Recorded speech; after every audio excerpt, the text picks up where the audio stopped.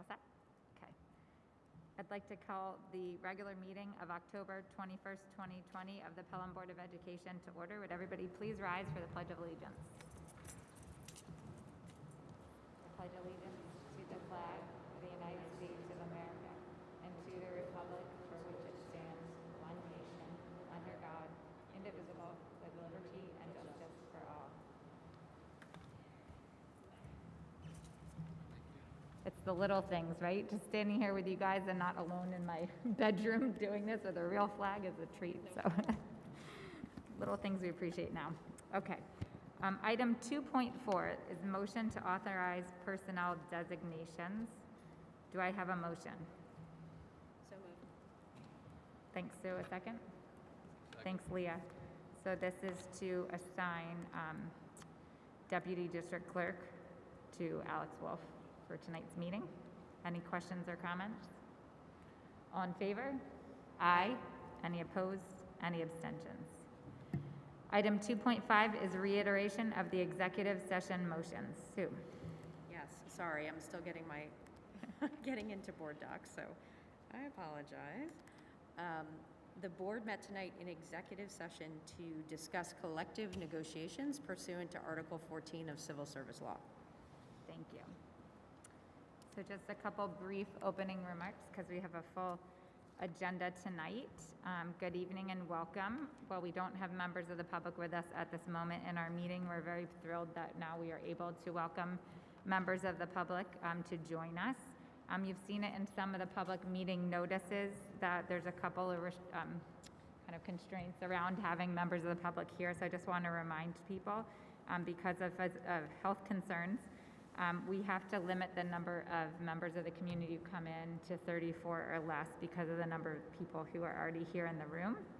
And if you attend in person, you'll have your temperature checked and you're required to fill out a health screening questionnaire, as all visitors to our buildings have to before they enter our buildings. You must wear a mask or a face covering at all times and maintain physical distance from others. And the doors to the middle school will open 15 minutes prior to our meetings, and there'll be somebody to greet you at the door. And as usual, our meetings can also be viewed on YouTube Live and will continue to be archived on our district website if you're not able to join us in person. But public comment will be held only in person at our meetings at this point in time. We are also very pleased with the outpouring of interest in our board and district committees. We're in the process of reviewing the applications, and we're going to be in touch with applicants by the end of next week to let you know about committee assignments. We thank all of those who applied and for your interest in the work we do as a district. So as I said, we have a full agenda, so I'll end my comments here and turn things over to Dr. Chan. Okay, thank you. Did you want to do the minutes I could real do quick? that. Okay, perfect. Yes, so this brings us to section 3, which is approval of the minutes. Do I have a motion to approve the regular meeting minutes of October 7th, 2020? Thanks, John. Thanks, Vinny. Any questions or comments? All in favor? Aye.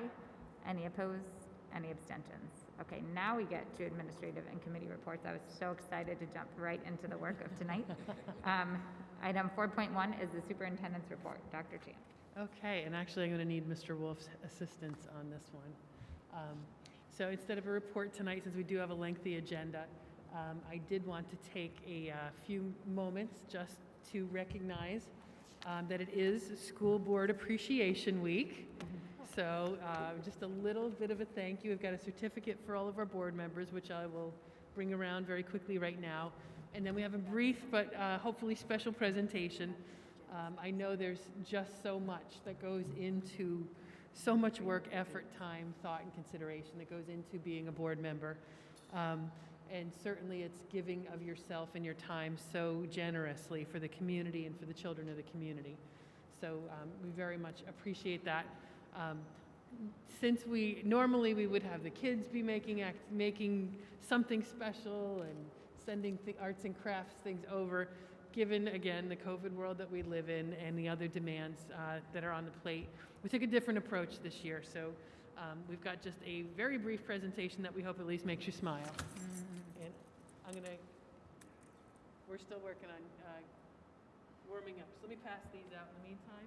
I'm just curious, it is a compilation of all the pictures of us on our Google Meets for the last like 8 months or so, because not our finest images, but spent a lot of time doing that. Thank you.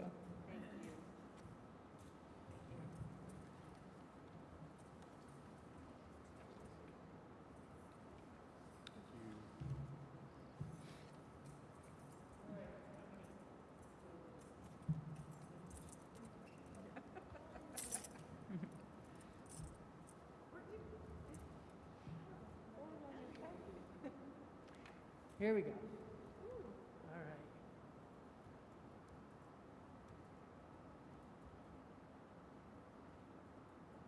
We don't have audio.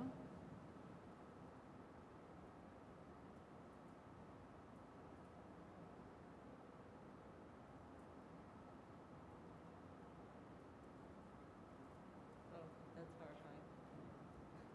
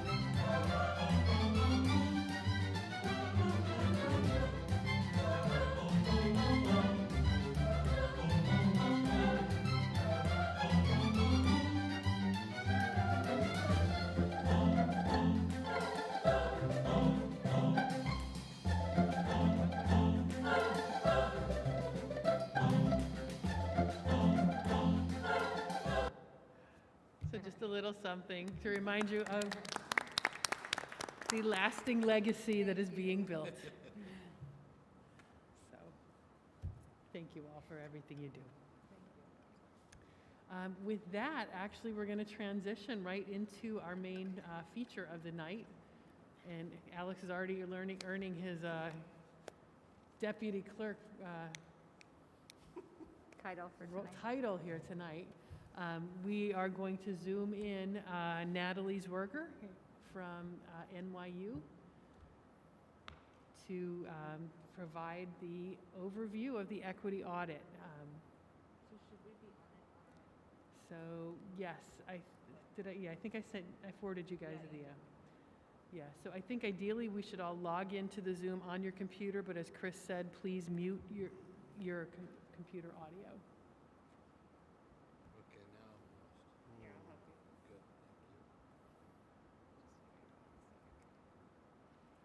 Good, thank you. Is there a login sent? Cheryl sent it today. So see the email that says memo with live links? Oh, wait. Okay.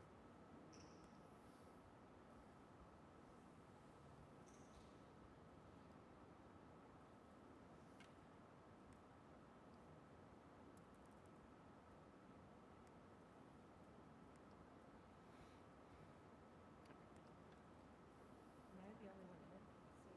Are you in?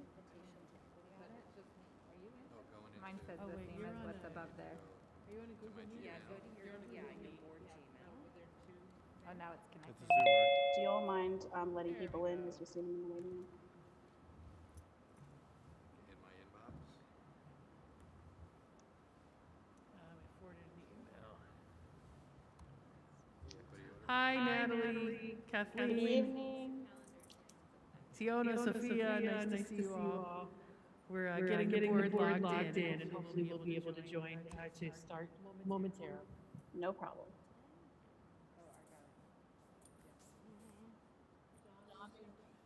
I think I got it. I didn't say yes. John, it's a Zoom, it's not a Google Meet. Yeah, no, I understand. But you sent the link, right? She sent it in an email today. Yeah. The crazy What's thing, on I'm it? in, but I can't. That's what I'm looking It's at. not letting me. Oh, here. Okay, got it. It's like Stalled. deleted. Oh, that's nice. Yeah, I'm gonna mute that. You can watch on the wall. It doesn't work on the computer.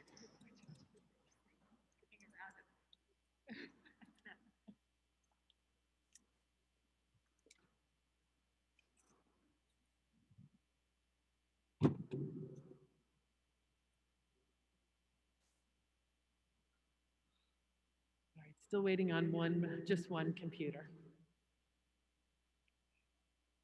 Didn't say anything.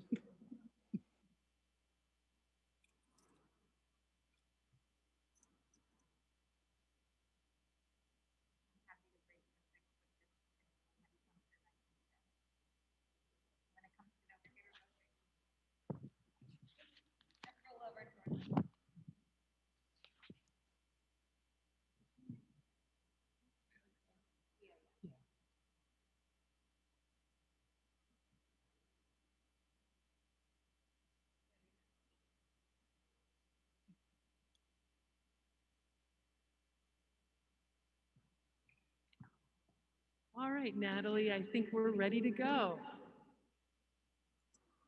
All right, perfect. And y'all can hear us okay? Okay, I hear a little bit of an echo, but it might just be because there, I think, yeah, that's perfect. Awesome.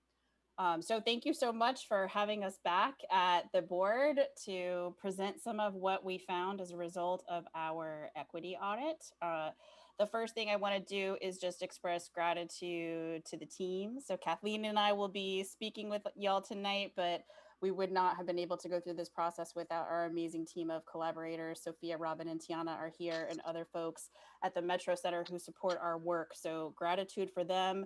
Specific gratitude to Dr. Champ, Dr. Thompson, and Miss Sabia for coordinating lots of back and forth with finding data, refining data, asking more questions about data, organizing town halls. And so this has been a coordinated effort to lift and really get to some of the findings that we are confidently offering you this evening. So gratitude to all the folks who help us really get to the heart of some of these really important issues.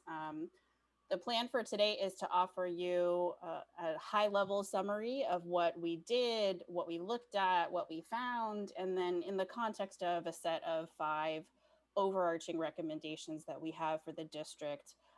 We'll leave you with some next steps in terms of where we go from here, and are happy to answer questions and also just be in communication with stakeholders in the coming days and next week as folks begin to unpack, explore, and make meaning out of some of these findings. So that's the setup. We'll get right into it. I'll tell you a little bit about what we sought to do with this process. So when we set out to do an equity audit, we are intending to do a number of things. So we're looking to define students by category who are not receiving an equitable education. And that could be in the context of equitable outcomes, that could be in the context of lived experiences, sense of belonging, feeling targeted because of who they are, feeling as if they can be their whole selves, all of those ways that we think about educational equity. And we'll talk a little bit about the definition that we operate from. We seek to identify key functions that produce inequitable educational opportunities and disparate student outcomes. So we're looking for the ways that our system functions. We're looking for the ways that history impacts some of the findings that we have. We're looking for the ways that we can shift those levers to really change the lived experiences of the most marginalized in our Pelham community. We're of course looking to incorporate voices and lived experiences of parents, guardians, community members, students, staff, all the folks who we had the opportunity to talk with, members of the board, so that there can be a narrative that is paired with the analysis that we do of the quantitative outcomes we'll speak a little bit about tonight. Of course, to propose strategies and interventions to improve how a school implements core functions so that all students can have access and the opportunity to experience that equitable education that we are really focused on. And then analyzing how the implementation of these functions can produce inequitable opportunities and outcomes. And so sometimes our well-intentioned efforts are still going to reproduce some of the same inequities that we actually want to disrupt and dismantle. And we feel that an equity audit's job is essentially to sort of shine the flashlight into the corners and really expose some of the ways that it's possible the way we're functioning right now, though well-intended, just isn't really in alignment with the outcome and the impacts that we're experiencing. And so hopefully this will help you to have a sense of what that can look like and where we go from here. Yes, and so to that end, the sort of definition that guides and sort of serves as a lens for us at the center is this definition of educational equity as outlined by New York State Department of Education. So essentially that the state quality or ideal of being just, impartial, fair, the concept of equity is synonymous with fairness and justice.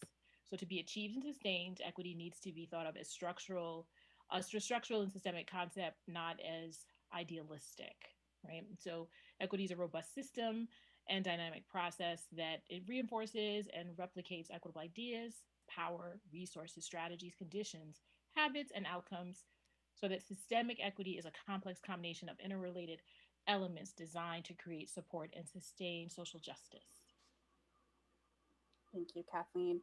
So we want to go over who we talked to and what we looked at. So we had a number of town halls and then just structured meetings where we were able to capture information from community members.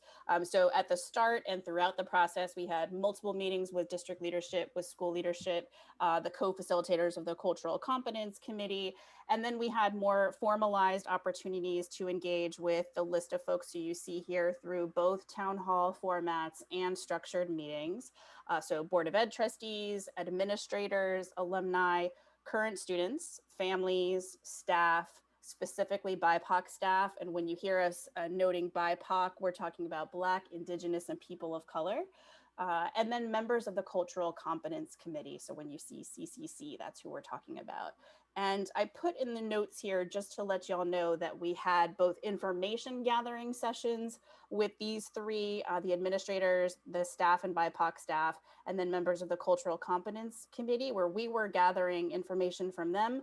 But we also had one engagement session each with these folks where Kathleen and I were able to engage around the work of equity and racial justice. And so part of the data that we looked at were the feedback forms from those engagement sessions. So I just wanted to make sure that you were aware that we had both information gathering sessions, and then with a couple of folks, we also had interactive engagements that gave us some data to pull from.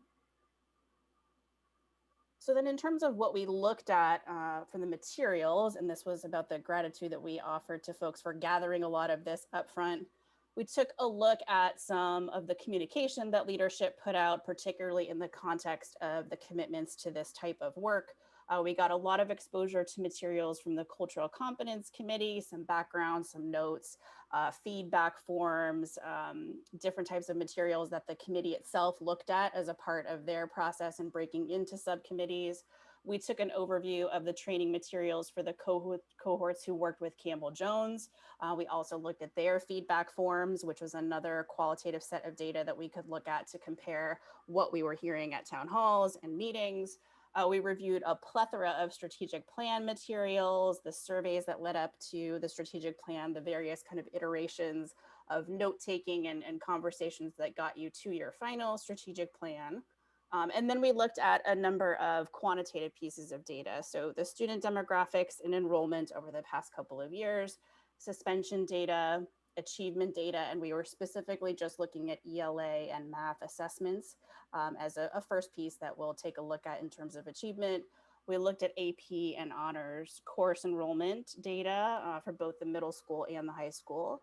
We reviewed the district code of conduct and then the accompanying student handbooks for each of the buildings. And then we took a look at special education identification and classification data, and the welcoming policies for the district. And for all of these data points, we were looking through a disaggregated lens. So we're trying to capture the experience specifically by race, by gender, by students with disabilities, and by bilingual and multilingual learners.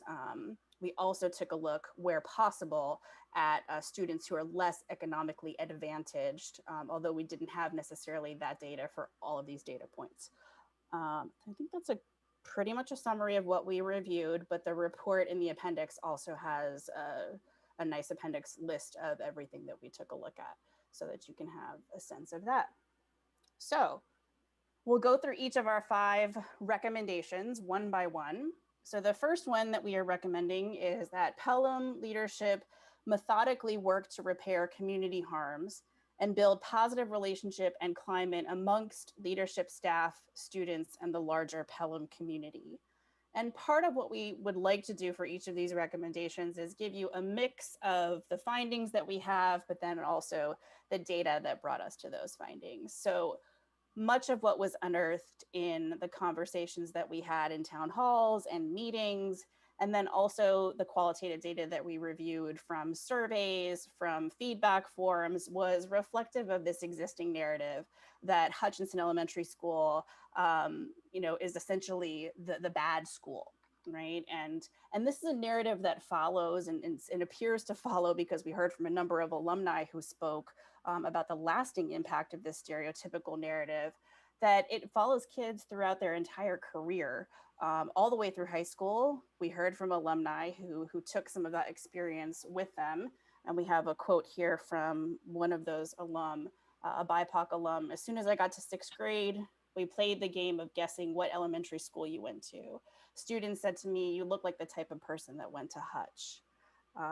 There are real disparities in the way kids are treated from the other parts of town. We heard from a white parent. So the narratives of historical segregation and how it still operates within the populations of our schools, with Hutch being the highest concentration of BIPOC students and the highest concentration of less economically advantaged students, that following all of the stereotypical narratives that we often hear when we are talking about students from each of those groups.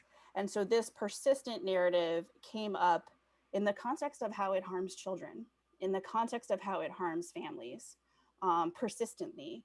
And really manifested in a number of ways, even at the high school level. So hearing echoes of how students are actually self-segregating by school, that students who attended Hutch might actually drop a class because there are none of their peers who they're close and familiar with.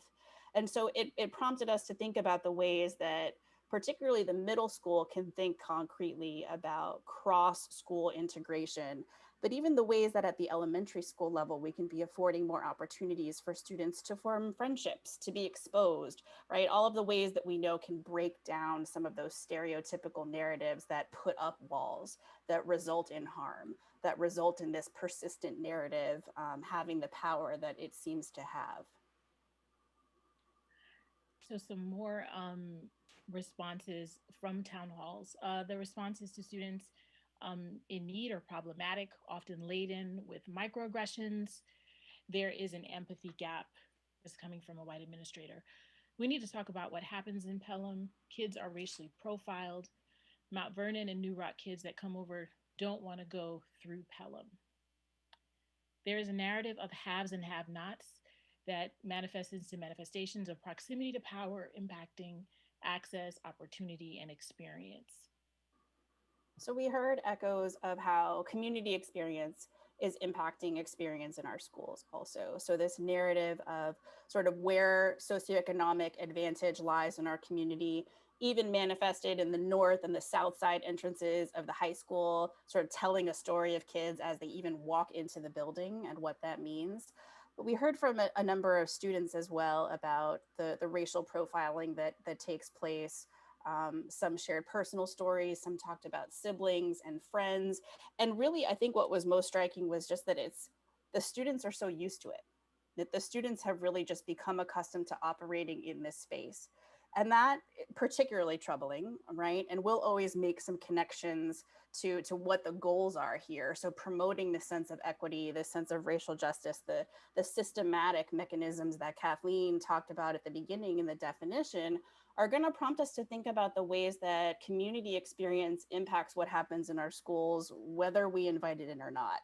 And so this added to this persistent narrative of sort of othering, right? And we heard a number of folks using this language of haves and have-nots that both seem to acknowledge, socioeconomic status, but also really touched on proximity to power, proximity to access to leadership in the district, access to opportunities to make change. We had a couple of explicit examples of sort of exceptions to rules that were made for particular students, but not for others. And questions coming up from staff that if there are exceptions to rules, then those should be available to all of our kids and not just to the haves and not just to the families who have closer proximity to power. It is important to note that this wasn't the only narrative that we heard from families and from stakeholders. So other community members shared during the town halls the very positive experiences overall that they've had in Pelham. One parent had shared, our experience in Pelham as a multicultural, interracial, interreligious, and international family has been incredibly inclusive, welcoming, and warm. We've lived in different towns, cities, and states, and this is the most wonderful place from our experience. So from our perspective and from this audit's perspective, the question then becomes, how do we become a place where this is the type of story we hear from all of our families? Why is it only that some have this particular type of narrative? And so if we go back to that recommendation, so finding ways to methodically address harm, it's really going to mean that we're opening up spaces to not just hear from stakeholders, as we were able to do, and as many of the district leaders and board members who attended these town hall meetings had the chance to do, but really making shifts to ensure that kids moving forward don't have these same experiences, that staff and families don't have these same experiences, that we aren't hearing about microaggressions and macro harms in the storytelling of what it's like to be and live in Pelham and to attend Pelham schools. So we're looking for those methodical ways to foster closer relationships, to integrate further, to build experiences where young people have exposure and make connections before they all come together at the high pressured high school environment, so that there is more opportunity to really, build community and address some of these harms earlier on. As I mentioned, we took a look at some of the feedback from the folks who participated in the trainings with Campbell Jones. And it was really apparent that the trainings themselves were extremely transformative for the folks who participated. The vast majority of participants found them to be very meaningful. What wasn't as consistent though was, what do I do with this? So what's the application? And for us, we include this here in this section because it felt like the idea of developing cultural proficiency was so aligned with breaking down some of the segregated silos to addressing some of the harms that we had been hearing about. And so it seems like some alignment with the folks who participated in these types of trainings being able to support us in road mapping what was it about this space that was able to shift your thinking. And then how do we, in turn, shift the thinking of others? So this becomes the application piece. What we suggest is that Pelham continues to assess how the intersecting identities of community members impact the development of trust, connection, relationships within schools, to push for that equitable and inclusive space that we're hoping for. So this is going to have to be intentional, targeting specifically folks who we have heard have experienced harm and negative experiences, and working to really uplift their narrative so that no one else has to have those similar experiences. Considering those concrete ways to ensure that there's more integration of students. We're pulling from the New York State Department of Education's language around culturally responsive and sustaining spaces, thinking about the ways that we can uplift the racial, linguistic, and cultural backgrounds of young people to really leverage those across lines of difference. We know, for example, that some community forums are taking place now at the high school, which seems like a great opportunity for those to take place across the buildings.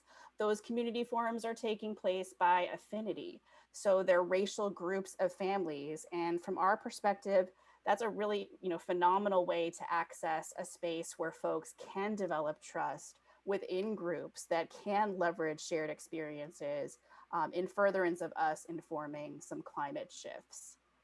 And from a research perspective, this is really relying on the concept of relational trust. So essentially, if you think about sort of the connective tissue that holds us together as a community, in a community where there's harm, that connective tissue tends to break down. The more that we can strengthen that, the more that we can leverage connection, the more that we can say, this might not be my shared lived experience, but hearing what you have offered has really changed me, and here's how I want to think about it, is going to be an important position for staff and for administrators to sit with, to really strengthen and build those systems of relational trust. So the second recommendation, you want to do that one, Kathleen? Yeah, I feel like I've been talking a lot. No worries. Second recommendation is addressing race-based patterns of disparity and their intersections with other students' identities. So here's where we got into a review of your quantitative data. And we broke down the ways that you have pretty acute disparities, both in underrepresentation and then overrepresentation. And so I'll talk a little bit about what some of these disparities are. But most predominantly, we saw race-based disparities. We saw intersections of race and gender. We saw intersections with bilingual and multilingual students. And then we saw intersections of race and socioeconomic status. So in terms of an underrepresentation, there was an underrepresentation in proficiency levels for those subgroups of students who I just named, in ELA and math achievement assessments that we looked at, an underrepresentation in AP and honors course enrollment. Then where you're overrepresented are the areas of identification of students with disabilities and in suspensions, both at the middle school and the high school. And we'll talk a little bit about some of these specific data points, but noteworthy was we would have loved to look at disciplinary referral data. The reason for that is disciplinary referral data gets us closer to the thing that happened. If we're just looking at suspensions, then we're just looking at the outcome of what occurred, and it's a further distance from the actual interaction. The closer we get to the interaction means that we can get a sense of where things could have been de-escalated, where were there moments to actually stop things in their course, what could have been done sort of preventatively. And so if we don't have that disciplinary referral data, we're getting further and further away, and it's harder to get to the heart of the disparity. So moving forward, y'all are shifting the disciplinary system that you use to input your data, but the more that you can take a look at your disaggregated referral data, that's going to give you trends far before we get to the outcome level of suspensions and certainly expulsions. So just a side note on that, I think we'll probably touch on a little bit later too. So in taking a look at achievement scores, from 2016 to 2019, the scores of Black, Latinx, bilingual and multilingual, less economically advantaged, and students with disabilities were all below proficiency averages. So all of these students were performing at lower levels than their white counterparts and then other subsets of students, the averages across the school. In terms of AP enrollment, despite the open enrollment policy, your BIPOC student enrollment in classes still remained disproportionately low. And then middle school honors enrollment, Black and Latinx student representation disproportionately low for the 2 years that we had data, so 18-19 and 19-20. And then when we're talking about students with disabilities, we had data for the past 2 years. Black students, and in very particular Black boys, were greatly disproportionately represented in nearly every category of classification for students with disabilities. Other BIPOC racial groups were also disproportionately overrepresented across various categories. Taking a look at suspensions, At the high school level, every year from 2014 to 2019, male students, Black students, Latinx students, and students with disabilities were disproportionately suspended at higher rates. And then at the middle school, every year from 2014 to 2019, male students, Black students, Latinx students, and students with disabilities were also disproportionately suspended at higher rates. So the questions become, what does this mean? First off, it means that you're reflective of national trends. So we see these types of trends across the country. Second, it tells us that we have to do some real examinations of where bias might be at play in some of these systems, both in terms of identifying and understanding behavior and how students are communicating with us through their behavior, how to use restorative practices to address conflict that may be coming up between our students, but also to use techniques that can de-escalate conflict before it escalates to levels that have to require disciplinary intervention. For students with disabilities, it prompts us to take a look at our referral service, to sit with our multi-tiered support system team and ask some questions about how we're checking for bias throughout our process of evaluating students, and to really take some deeper dive look at why we are experiencing some of the same narratives that we see across the country. I'll take you back just for a minute to our achievement in our AP and honors course enrollment data. For us, and we tried to give some ideas about this, open enrollment in and of itself is probably not going to get you to shift your numbers in the ways that you hope to see greater representation of BIPOC students in our AP and honors courses. There's going to have to be sort of a plethora of supports that come, even taking a look far enough back that students have a sense of, what do I need to be doing? What study skills do I need to be building up? What specific classes do I need to focus on if I'm hoping to get on this trajectory of being in these particular AP and honors courses in a couple of years down the road? And then once we know our BIPOC students are sitting in AP courses, particularly where they're going to be underrepresented, the question becomes, what supports are we putting in that place so that those young people can thrive? We often hear from schools around the country that young people will drop out of classes because they don't feel that they fit in, they don't feel they belong. We heard some echoes from the community of sentiments like that. And so really open enrollment in and of itself won't get you there. You're gonna have to do that and then think about all the ways that you can systematically support young people feeling included and really thriving in those spaces. So just wanted to go back to that. We also took a look at the code of conduct. So a couple of thoughts about the code of conduct. We alluded to this before as restorative practices as being a great community building practice. There were no echoes of restorative practices in the code of conduct.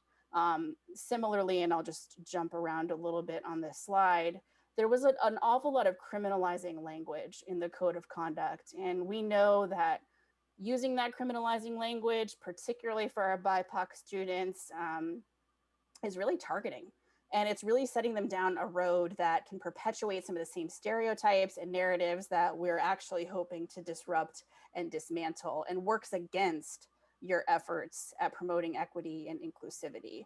And so thinking really concretely about shifting some of that criminalizing language, incorporating more restorative practices.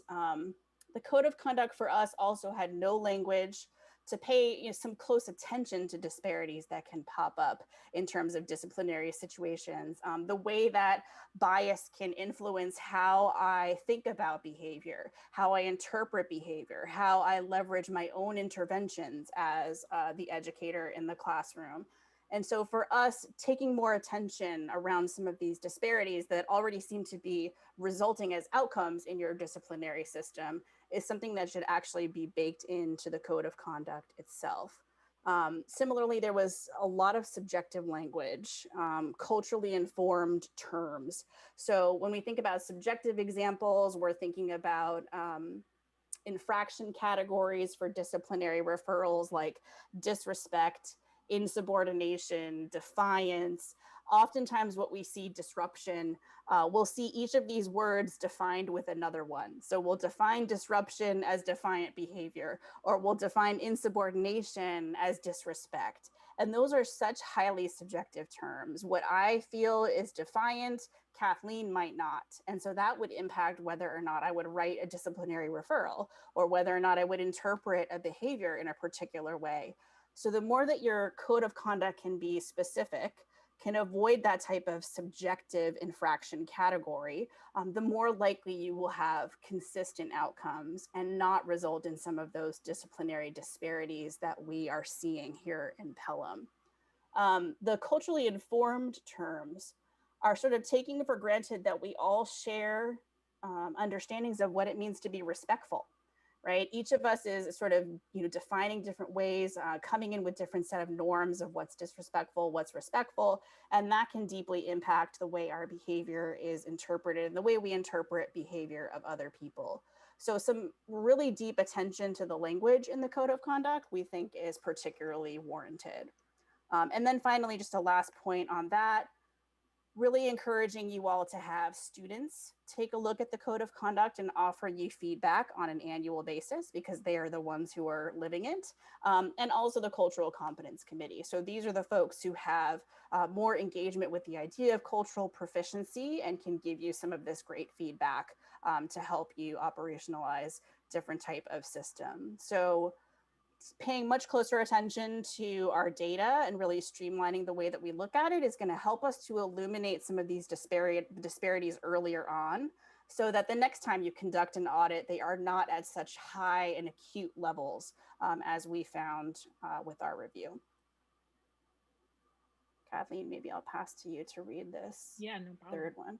Yes. So recommendation 3 is around diversifying the hiring and strengthening the retention practices with the intention of growing and fostering affinity spaces available to BIPOC students, staff, and families.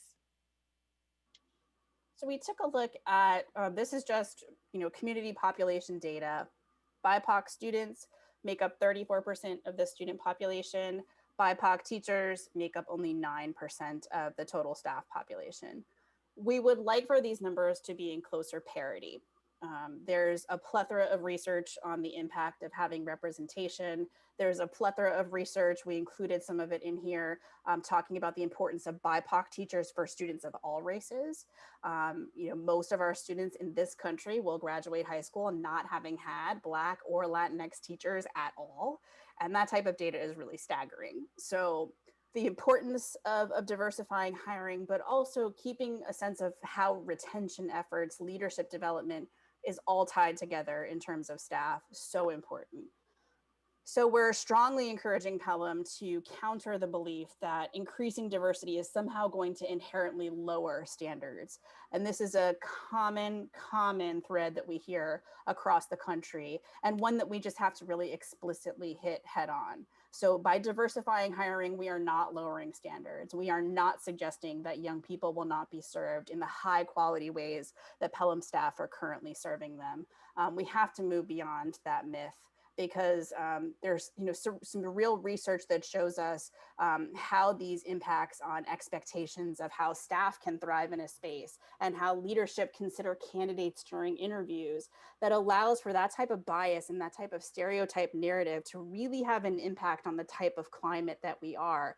And frankly, BIPOC folks, members of the LGBTQ community have to want to come and work in Pelham, right? They have to have the impression that this is a place where BIPOC folks can thrive. And so we're going to have to take some intentional efforts to dismantle some of these stereotypes that we hear echoes of in the community. We heard echoes of in some of our community conversations, and certainly read about them in some of the reviews that we did of feedback and just notes that were taken during the strategic planning process, to push back on some of that. So we heard from a BIPOC parent. I had to constantly remind my teachers that our kids are third generation college students. We heard from a BIPOC parent also, it's about having a teacher who understands anti-Blackness and that it has no place in education, who can embrace your child's ability, and not have prejudices and stereotypes that have been pounded into all of us through a racist society. So when we think about hiring and retention, we're not just talking about increasing and diversifying staff, but we're talking about maintaining diversity at all levels. So really we're asking you to set numerical goals, and we're asking you to pay close attention to some of your efforts from the system, from the, developing a recruitment pool that is diverse and reflects an overpopulation of the positions of folks who you are most underrepresented for, so that you have as diverse a pool of candidates as possible. And then being super conscious about your evaluation process to make sure that bias doesn't come into play. All echoes of some of the things that we heard. So white staff member, it's not my place to go and speak to the principal. We need space for Black parents and parents of minorities to feel welcome and be able to share issues with administration. BIPOC staff member, as a person of color, you always feel that if you express displeasure about something or that you're unhappy about the situation, that you're going to be perceived as the angry Black person.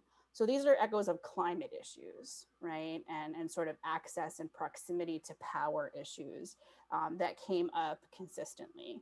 I mentioned this before, hosting the listening sessions by affinity group. One of the recommendations we're actually making overall is that Pelham consider BIPOC affinity groups, not just for families, but for staff and for students, to make sure that for those who are most underrepresented, there is a space to go for connection. There is a space to just really be yourself, your full whole self, in a space where you don't see a ton of people who look like you. I think that's the same quote we had on the bottom. So we'll move on to the next one. So thinking about hiring, just to wrap up hiring and retention, it's setting some real methodical systems ideas for how with the next round you can start to implement practices, but it's also debriefing the last rounds of hiring that you just did. And so some of the ideas that we have for you in the report are going to give you some mechanisms to think a little bit more about where we're going next and how we change our protocols, what questions we ask during interviews in the next round. Recommendation 4 is to streamline data collection systems to illuminate disparities that, if gone unrecognized, will continue to perpetuate negative narratives about and lived experiences of different student groups. So for this one, we touched on this before, that the tracking of disciplinary referrals is going to be so important moving forward. But really just the idea of looking at data in disaggregated ways, as we did for the audit, should be a practice that is ongoing all of the time. Looking at disaggregated data should inform our professional development opportunities. It should inform the way that we are thinking concretely about whether or not our good intentions are manifesting in shifts that we hope to see both in the classroom and climate-wise.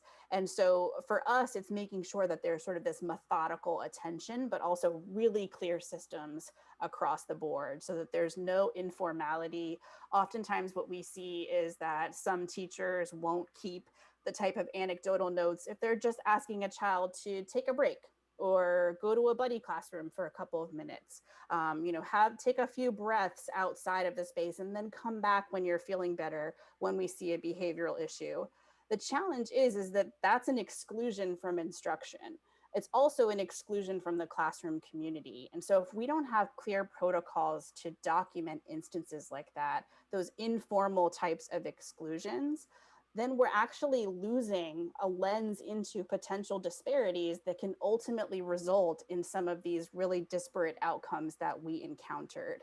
So as much as we can just make this sort of a regular process at the school leadership level, the better, so that it's really kind of woven into the fabric of what we do. We heard from a BIPOC parent that it's time consuming to find an advocate for each grade in each school and to make sure your child is being treated appropriately. So there were echoes of children being treated differently based on who they are, based on race, for many of the community members who we talked to. So those narratives, side by side with the disaggregated data disparities that we found, are telling us a story of how we need to address across the system.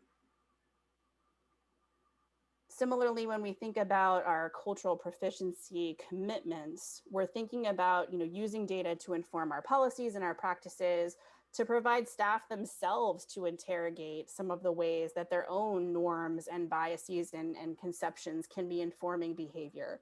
So thinking, back to those subjective ways, anytime we're using subjective language in an analysis of behavior, subjective language in the analysis of a job candidate, we're opening the door for bias.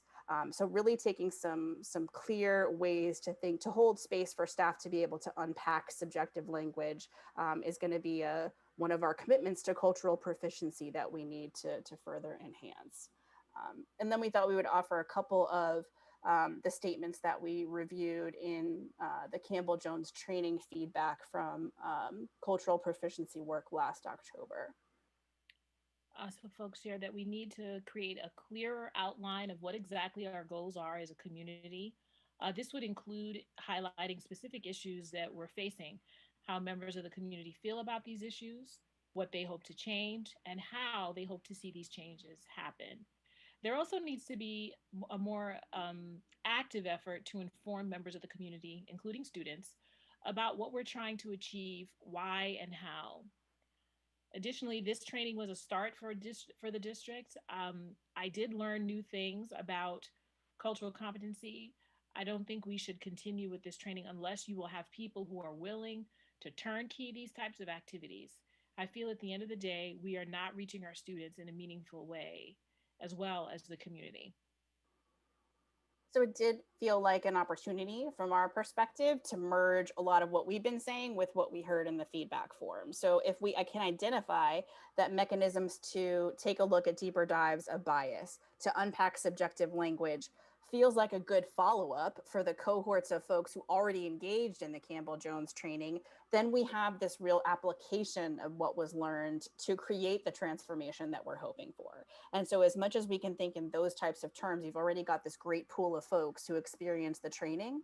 I think we'll address some of the feelings of, how do we turnkey this? How do we make this, manifest in practice in classroom spaces and beyond? So that really stuck out to us as a possibility. And then finally, our last recommendation, overall, to ensure equity and access to resources and specific attention to COVID-related needs, because we couldn't have this conversation out of the context. Our first few town halls were definitely particularly flavored with concerns about COVID, which is completely to be expected, and just really highlighted some of the disparities that already exist between those haves and have-nots, those power holders, folks that have closer proximity to access and opportunity. A number of community members, really offered caution and fear and denial about the importance of the equity work. So we heard from board members themselves that there's discomfort around tackling issues of race. A BIPOC alum said that race was an odd thing that I felt, but no one really discussed. And I don't think we mentioned this, but the alum town hall specifically was an interesting space because we had folks spanning over, I think, 3 decades of being alums of Pelham, and so interesting, but also stark that some of the same narratives persist as they experienced 30 years ago. So this denial that, maybe if we don't talk about race, then the problems associated with it don't really exist. And that caution still being really palpable today. Stakeholders who attended the town halls recognized disparate levels of equity and access to resources in the Pelham community. It came up multiple times. Several counselors expressed during those town hall meetings, there's a sentiment that exceptions are made for families who essentially play the role of being the squeaky wheels, right? The ones who can always have attention, time, and access to leadership. And so some reflection, particularly on the part of leadership, or who are those community members who we hear from most frequently? Who don't we hear from? And why does that matter? To really unpack some of these associations of proximity to power. Concerns around remote learning that were expressed. So the recommendation around addressing access to COVID-related resources and practices, and equitable practice in accepting many ways to be present. So thinking about, for example, not using the camera at all times. During the stakeholder town hall, so community members were sharing concerns specifically around remote learning. So white students shared that if students are in a virtual format, there needs to be an emphasis on the fact that people are there to support them socially and emotionally. a BIPOC student shared that there's a certain type of student that is able to remain engaged and is able to maintain relationships while in virtual learning. And then we heard from a white parent who shared that it was a very homogenized process, not very interesting and hard to engage. My child struggled with staying engaged in some classes. If his resource room teacher was present, it would be a better scenario for him. If it was a non-core class, it was a big struggle. And we are wondering how to prioritize that for remote learning. And So finally, then, oh, oh, go go ahead. ahead. Sorry, no, just No, the it's final okay. recommendation around creating clear lines of communication, space for families to check in regularly, and how to embed those across the district. I mean, I think if there's one thing that we have certainly learned with this heightened moment where access and lack of access are just so palpable, is that those like regular ways to connect, to check in with families, the mechanisms from the start of a relationship to be really clear that we want to hear from you what you might need in this particular moment. We heard echoes of that from administrators, from staff members who feel like we could be doing a better job, who feel we heard a couple of times and also reflected in some of the surveys from the strategic plan that there's almost an assumption in Pelham of access to resources. There's an assumption of socioeconomic advantage. And so where that isn't true, it becomes very difficult for families to navigate without that understanding, the outreach, the check-ins to say, no, those are actually not our needs, right? We have some greater needs that you might not be aware of. And just something to note, particularly given this time during the pandemic, needs are evolving. Socioeconomic statuses are shifting. And so the more that we can be a responsive place that is attuned to the fact that in so many ways, so many of our community members' lives are changing with loss and both financial, but also of family members, what impact that might have and how we can be a community that is particularly attuned to how folks can access resources, can access support and capital where needed, is going to make us the more committed that we hope to be to addressing these issues. So those were the 5. In terms of where we go from here, Kathleen's going to offer us just like a little bit of reflection on how to kind of process and digest everything that we offered, but we'll also talk about some concrete next steps that we'll be engaged in with you all. Yes. So I think as we, spent a lot of time thinking about how, as you all sort of receive the report and kind of really kind of process what the information is and the findings are, we really wanted to just offer folks like a pause, right? Like to kind of allow yourself time to like again process, think about what is being revealed around, um, the recommendations around connection and community building, and all of the different areas that we've looked at together, and ask yourself the question: what is this new information and knowledge offering us? How is it an invitation, right? And really to think about how does this body of information now sort of offer more clarity about where you're situated, right, and your commitment to this work. And so I think so much of what Natalie was sharing is that there are folks who have, already begun to dig in, but what does it mean now with sort of this bit of a, as we're saying, roadmap? What does it mean to move forward? And so we also want to just highlight and recognize that whenever we're doing this work, we can't do it absent of the context that we're in. And so we know that we're in a very heightened time, as Natalie has said, and we take that into consideration. But also, I would say that in this heightened sort of moment that we're in collectively, again, how do we sort of reaffirm our commitment to the work is really what we invite you to think about over, these coming weeks as y'all move forward.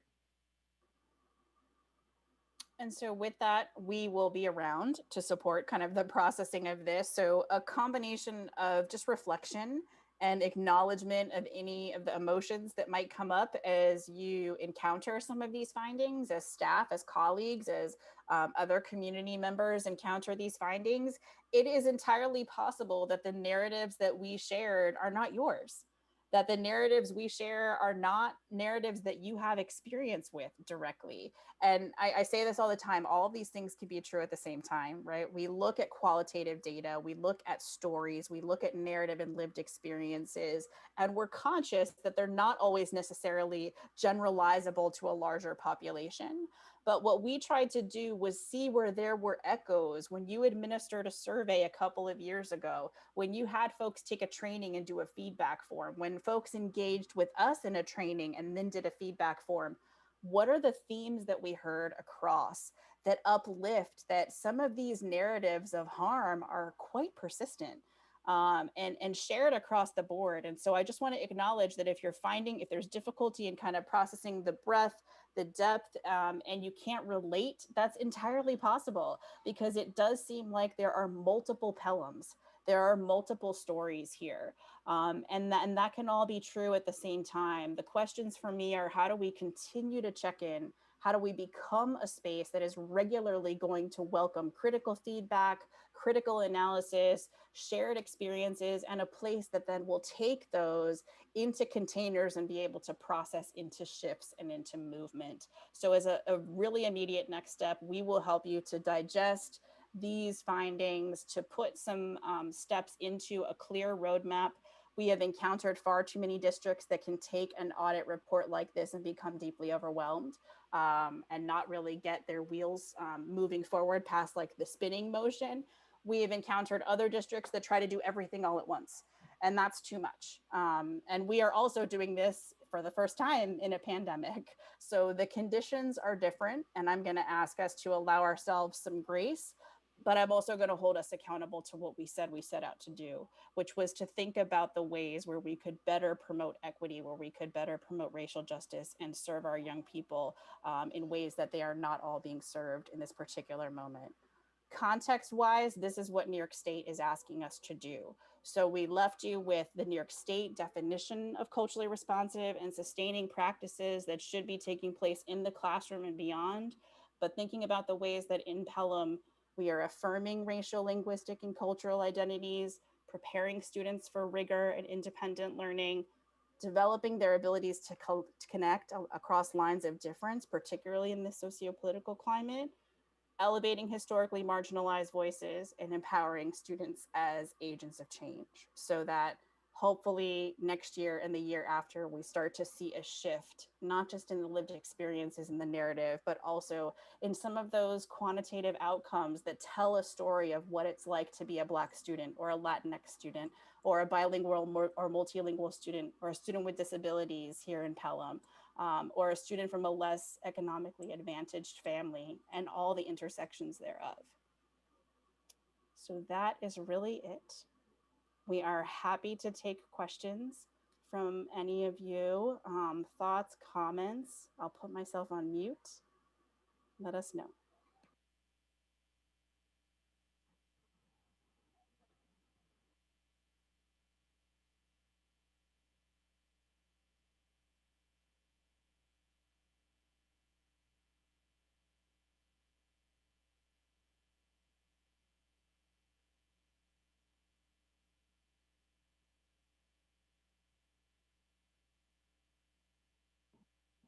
Okay.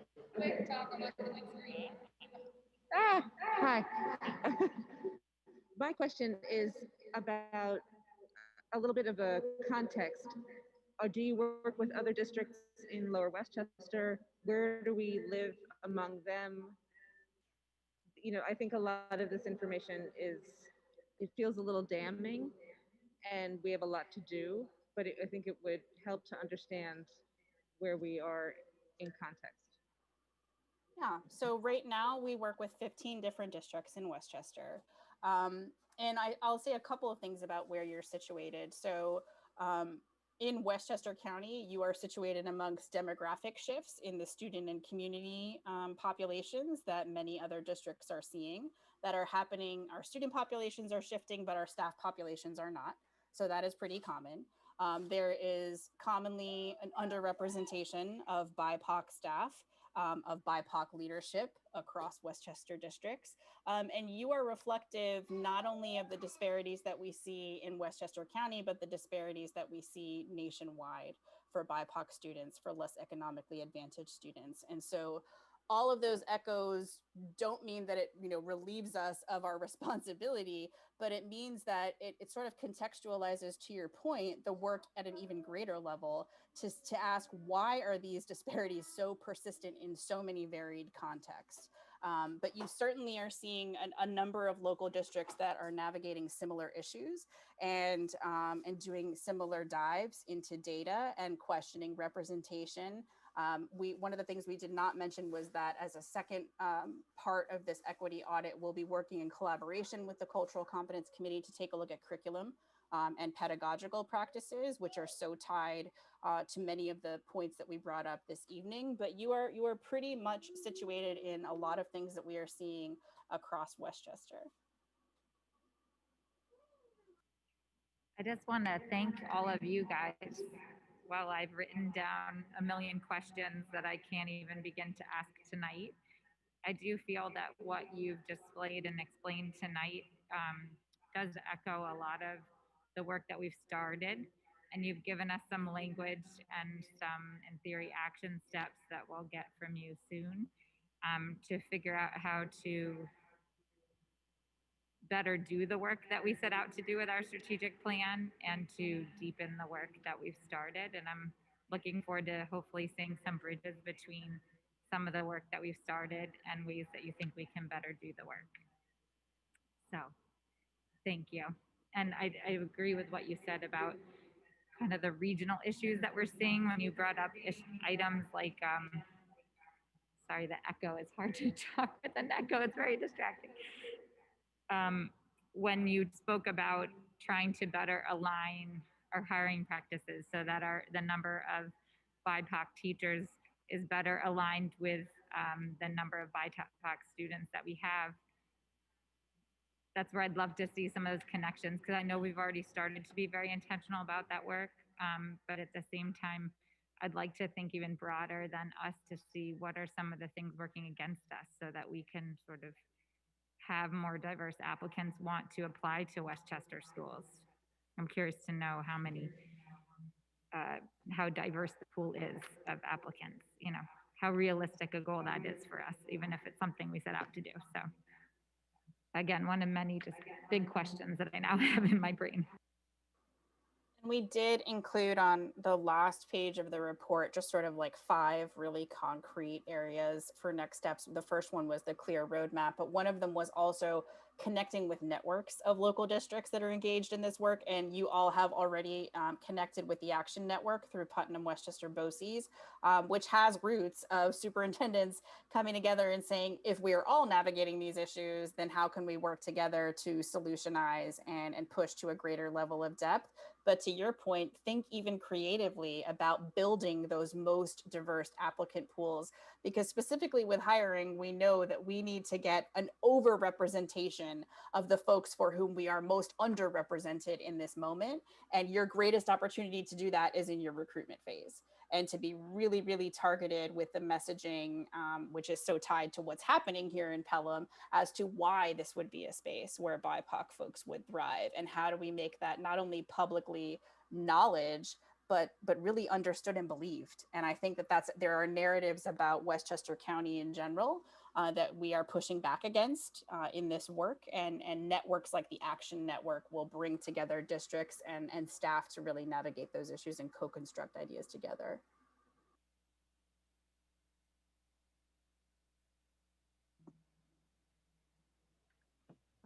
Natalie, could you talk a little bit more about going back to the code of conduct? I know a lot of the language in our code of conduct is based in regulatory, standard language around discipline practices and consequences, et cetera. Can you talk about maybe where New York State is on its perspective related to restorative practices, restorative justice, and what shifts you're seeing districts make in their codes of conduct as a result? Sure. And you'll definitely, we keep referring back to this culturally responsive and sustaining education framework that you can find on State Ed's website. There are echoes within it of restorative practices as a culturally responsive practice. We, call it what it is. It's built on Indigenous practices of community building, right? And so although districts now are intentionally using restorative justice to address conflict and suspensions and lower disparate rates, that's not really the intent of it, right? It's community building. It's about building humanity and connection, holding space for storytelling and narrative, which is so aligned with a different type of lens thinking about behavior. So what New York State will do is, and I hope nobody from New York State is listening in this moment, I'm just kidding. They will ask you to really embed restorative practices in your work. What they won't do, though, is tell you how hard it is to shift from a punitive model to a restorative model, right? And so that's the space where you have to live in, and you have to really think there's almost this undoing, this disorientation of our own mindsets, thinking about behavior and accountability and the way to really, make sure that children are self-aware and able to resolve conflict. And all of that is absolutely true, but such a different perspective to come from thinking of behavior as a form of communication. So we leverage a lot of Pedro Noguera's work thinking about how to really center like children as human beings and interpret behavior as them messaging something to us in the community. So oftentimes what we see as results of conflict are students reacting to a break in a relationship with one of their peers or something that happened with one of their teachers that has set them off, and then we see behavioral consequences, and then we encounter stereotype threat, with which we talked a little bit about in the report for you, and the same types of narratives develop for particularly our Black children, particularly our Black boys, particularly our Black boys with disabilities. And so, shifting from that punitive to a restorative model is a process. It's not going to happen overnight. The reason we say it's important in the code of conduct is because it gives staff options to think about different ways of interpreting behavior. So if I only have a set of punitive consequences, and I'm also reading those consequences with really strict criminalizing language, it doesn't give me a sense of humanity. It doesn't open the door for me to interpret behavior and get to a story behind what's happening that restorative language will. So it's about the language, but the language is so tied to the practice. And how can we be a space that will have some conversation, taking a look at our disciplinary data? And this is why those referral data points are so key, because they get you closer to the story of what happened, what precipitated the event, what did the educator do to intervene, what 3 things did the teacher try before writing a referral and getting to a consequence down the road. The more that we can do some unpacking of that, and we can talk about ways to take a look at examples of student behavioral interactions, how we interpret them, how we might have named them with particular infractions, but really what's at the heart of the skill that we're hoping to support the child or children with, right, to move forward. So there's definitely a push across New York State, and there are a plethora of resources. The only thing I'll end with to footnote is that we have also witnessed districts that are using restorative practices use them disparately, just like they would punitive measures. So I'll ask you to also pay close attention when you start to incorporate circles, when you start to incorporate ways of thinking about conflict resolution, that you're also attentive to student identity, because what the research is telling us is that we can still use those same practices to marginalize and to really be disparate in our treatment of some of our subgroups of young people. So it's a lot of work, but it's got to be a goal as a deeply related to some of the work that you're thinking about doing in terms of repairing harm and creating community.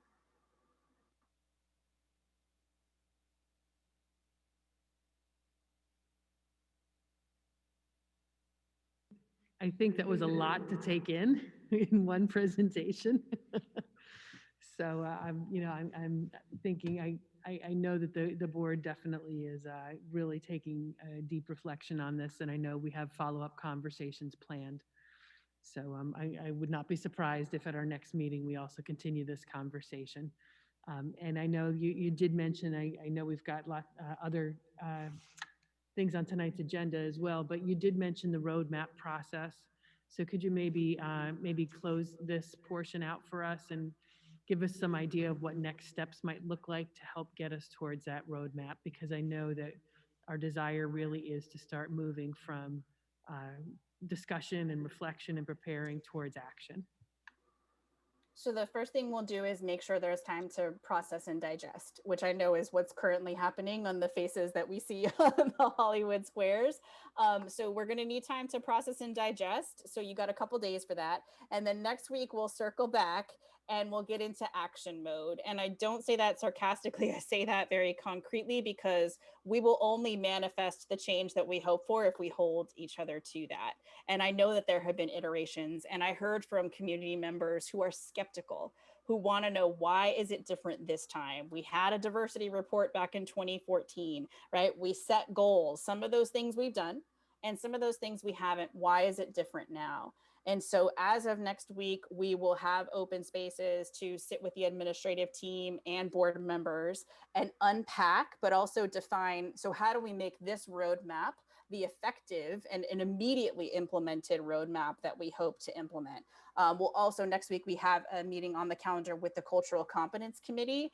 It just feels like natural groups of folks are the CCC members, the folks who've been through the Campbell-Jones training, who already have a sense of some of the impact of the shifts that we describe in the report. And so they can help us think about the ways to roadmap for the larger Pelham community, right? How do we loop more and more people in?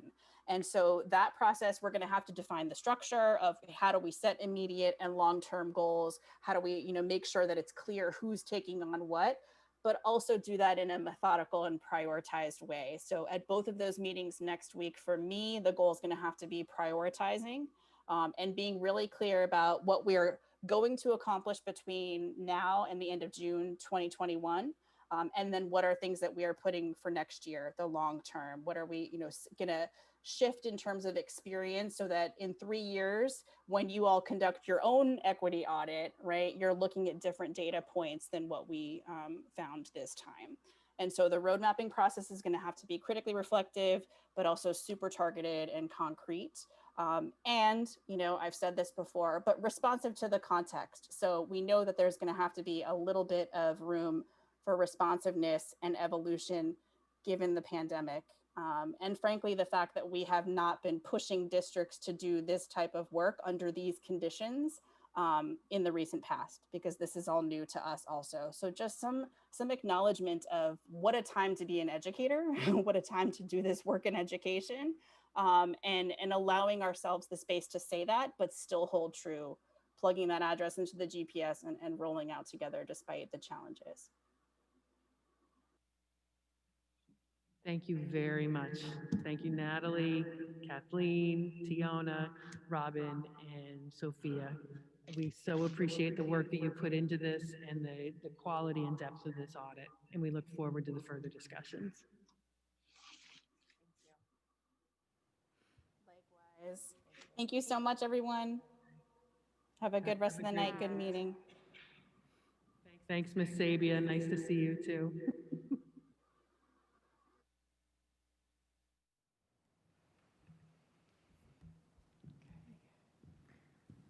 Okay. All right. Get my bearings again. Yes.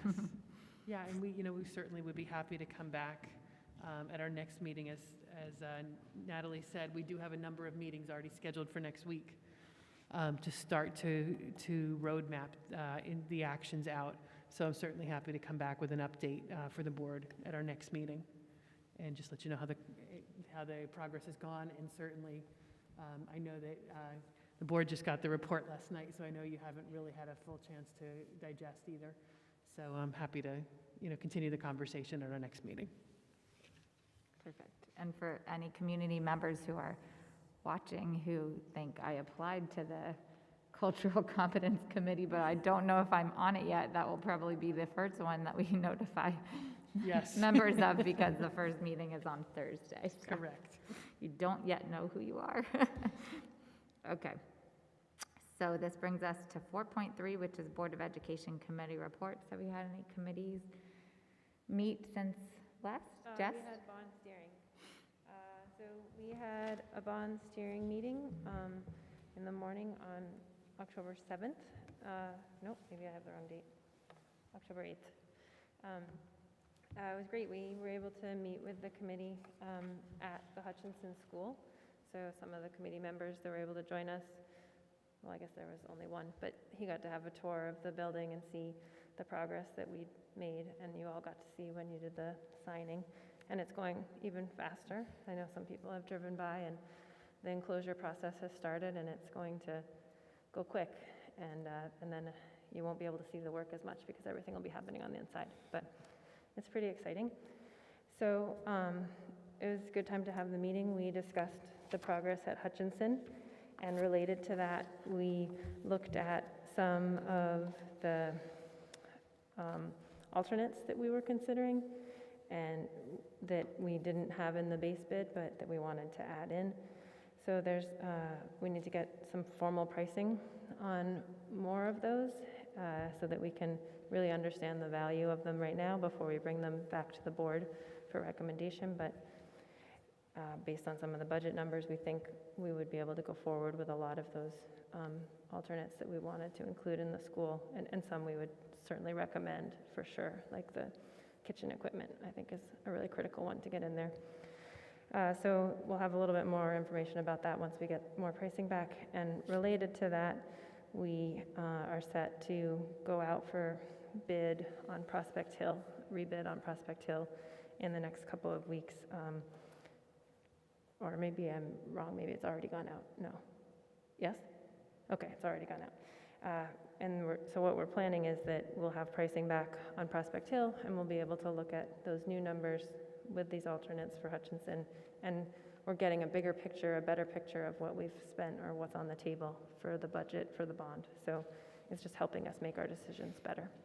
And as you know, we've completed other work. So, Glover work's been completed, and the work at the annex has been completed here. And of course, we've identified a couple new projects at the middle school, high school. There's some stonework that needs to be addressed at the front of the high school building. And so we're looking for a proposal from the architect to provide that scope. And we'll try to get numbers on that quickly as well. We'll try to get that underway as well so we can get that addressed next year as we start other work on the high school, the renovations that we're looking to do on the high school. So we kind of covered a lot at that meeting, and I kind of went all over the place there in my summary, but it was review of Hutchinson, review of the middle school, high school work, what's been completed and what has to go forward, an update on Glover, Prospect Hill, rebidding strategy, and which is all related to the overall budget. And so it was sort of a kickoff and summary meeting all in one, and we'll go forward with our new bond steering committee once we get the applicants in, but hopefully some of those that were on the committee before remain.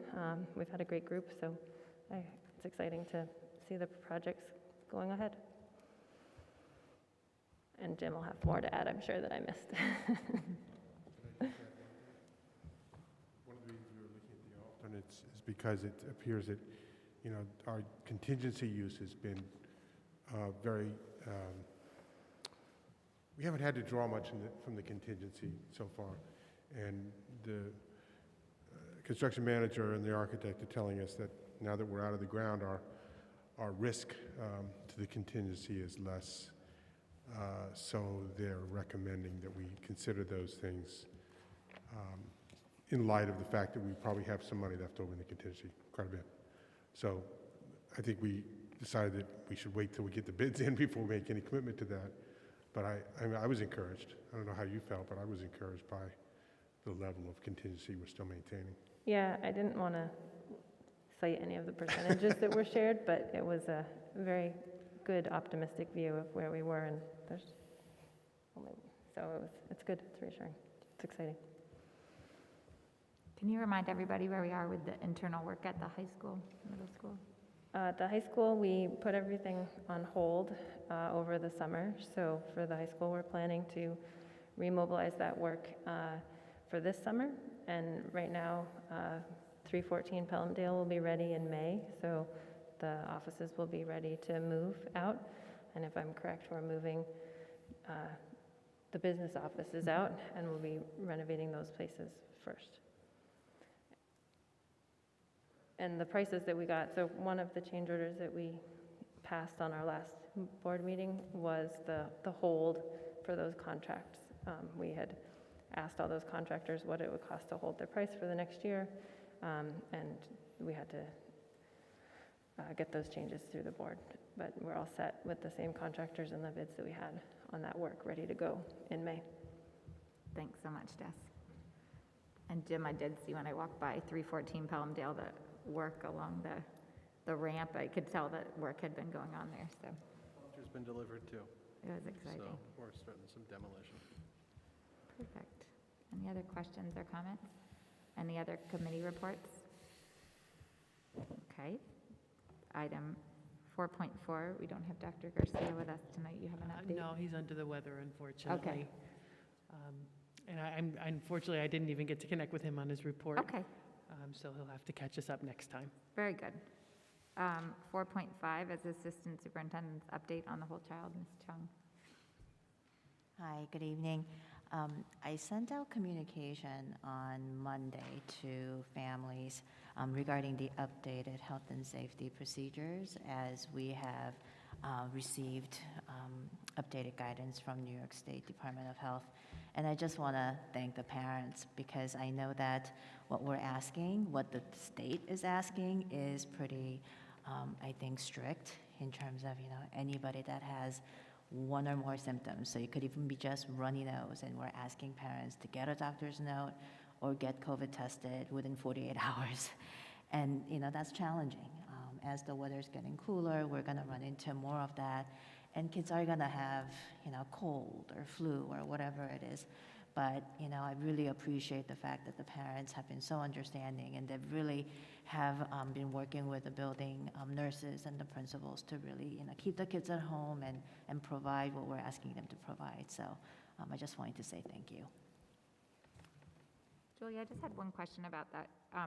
I thought that your communication was super clear and helpful. Even though it is strict, it's helpful. One thing that jumped off the page, though, was the notion that if you didn't have a doctor's note or COVID result within 48 hours, that you'd be considered the equivalent of having COVID and start doing contact tracing. Is that really the case? So New York State Department of Health, that was the communication that came out when Westchester, so when the local Department of Health had their conversations with the school districts. When we had our conversation with Westchester Department of Health, we're not doing that. We're not calling DOH for every single time that a family is not able to provide that within 48 hours. What we're trying to do is, I've worked with the nurses to, give the parents an opportunity to figure out, are they going to need another couple of days?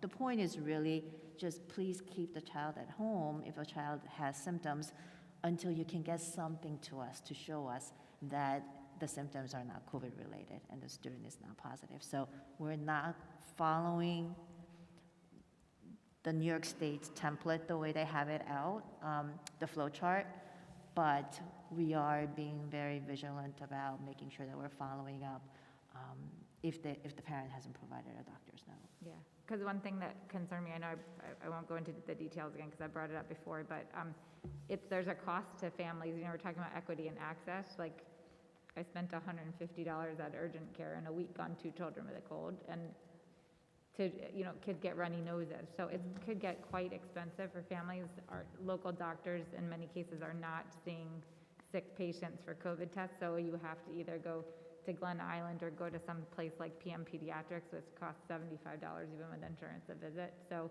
that jumped off the page as something that was concerning to me, that I don't want to create a situation where we're almost encouraging families to send sick kids in because they're trying to, dodge the system. I know if they had bad symptoms, they'd be getting sent home, but, some family may choose to say, all right, there's no fever. We just went through this 3 weeks ago. It's another cold. We get colds all the time. We're not going to go back to the doctor for a cold, or we're not going to spend the money on a test. So I just want to make sure that there's some room in there for those scenarios, Yeah, and I think right now, COVID testing, just the process of it and getting the results has been, I think, pretty quick. I actually got tested twice in the last 2 months. Yeah. And I was able to make an appointment right away, same-day appointment online through like West Med, actually. Yeah. And COVID testing is supposed to be free in New York. At Glen Island. So, Our West Med doctor won't do it, so we had to go to PM Pediatrics or Glen Island, so. Well, and what I've heard about Glen Island, just so that everybody knows, is that if you go through the regular process and you wait for the notification online, that it could take a while. But you're always able to go onto the website of Portal, the yeah. lab, and your results are very quickly available there. But it just means that you're not going to you're going to have to seek out your results. yeah. And I think the other part of that information that I sent out, we have to just make sure that, I know parents want to get the results right away, but please make sure that you don't go and get the rapid antigen test, because there are a lot of false negatives. And so that was the other part that I did highlight in the communication, that it really needs to be a molecular PCR test. So. Julie, could I just, one clarifying question? I think with the chart that the state put out, you said that we're not quite following that. Is it correct that's because the Department of Health for Westchester County is taking a slightly different interpretation? Yes. So yes. it's not us deciding to No. disregard the guidance from the state. Right. It's our local DOH who we're tasked with working most directly with, is just steering us in a little different interpretation. Yes, and even today, I did have a question about a family who was not able to get a doctor's note or get tested. And when I called them, they said, you know, you don't have to, you're not supposed to call us for every family. And I'm like, I understand, but I do have a question, which is why I'm calling you.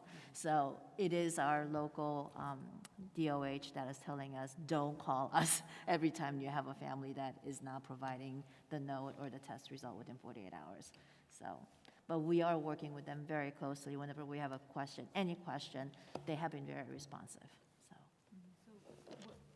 To Jess's point, would it be appropriate for us to maybe advise the nurses to let a family know when their kid is out about Glen Island and that it's free? And then further what Eileen said, that if you follow up on your own online, you'll be able to get the information quicker. That may take some anxiety off the shoulders of parents if we're helping them to negotiate where to get the test. Yeah, I will make sure to mention that to the nurses so that they communicate that with the families. I think for Glen Island, though, it's a little different with a minor. Like, you can't get the result online in the same way. You have to actually call them to get the result for a minor, Right. so. But you can call the lab. But you can call it, yeah. But it's just you won't get it online in the same way. Okay, thank you. Thank you. Always a lot of questions, I know, but uncharted territories for all of us. Okay, 4 points, Assistant Superintendent's update on finance and facilities, Mr. Ricky. Hi, good evening. There's a lot of things going on with regard to the capital project, and I can certainly touch on some more of those items. We did have the bond steering committee meeting on October 8th. In that, we had a great opportunity to look at the progress being done at the Hutchinson building, which is moving along nicely, and I think if you drive by, you'll see the waterproofing is on the side of the wall. It looks kind of like a swimming pool blue, and the brick is going up. So it's a very exciting time, and that building is getting closed in, and the windows, as I understand it, are on site and being stored there now too. So these are really great steps with moving forward with the building. And we have asked the builder to give us some information on some prices on some of those open items like kitchen equipment and other things that were deferred when we initially awarded the project. With our use of contingency being relatively low at this point, it's a good opportunity to look at that and see if there's a great time to finish those types of items out on the project. So things are moving along nicely there. We don't want to get over the tips of our skis and say get overconfident, but we're very happy with the way things are going there. Here on the annex, we're finishing up the final inspections on the roof for the summer work that was done here, which is really terrific. We have 3 notifications for change orders that occurred for that work. Again, these change orders collectively, I think are, I think it's a $10,000, $11,000, and a $2,900 change order. Based on, again, the requirements laid out through the board for change orders that are under $50,000, we bring those change orders. We were able to execute them, and we're bringing them to the board at the first board meeting after the execution of those change orders. So we have those before you for notification this evening. 314, we've got all the plexiglass up in the buildings here as far as opening the schools and making sure we could get our students ready. With that opportunity now, we've got some staff available to help get that work done in 314. So if I'm not mistaken, I believe the dumpster's been delivered. We're going to start our demolition and work on our project there. Earlier in the spring, we did have the opportunity to get the ADA ramp up for accessibility, and we also had the front porch reconstructed and the sidewalk reconstructed, so it's certainly safe on the outside, and it's just a lot nicer looking as well. The Prospect Hill bids are out, or bid is out. We expect that to come back on November the 10th. That's a Tuesday. So we're excited about that as well. We're hearing that there's a lot of interest out there in the industry. So we're eager to see what happens and how those prices come in, and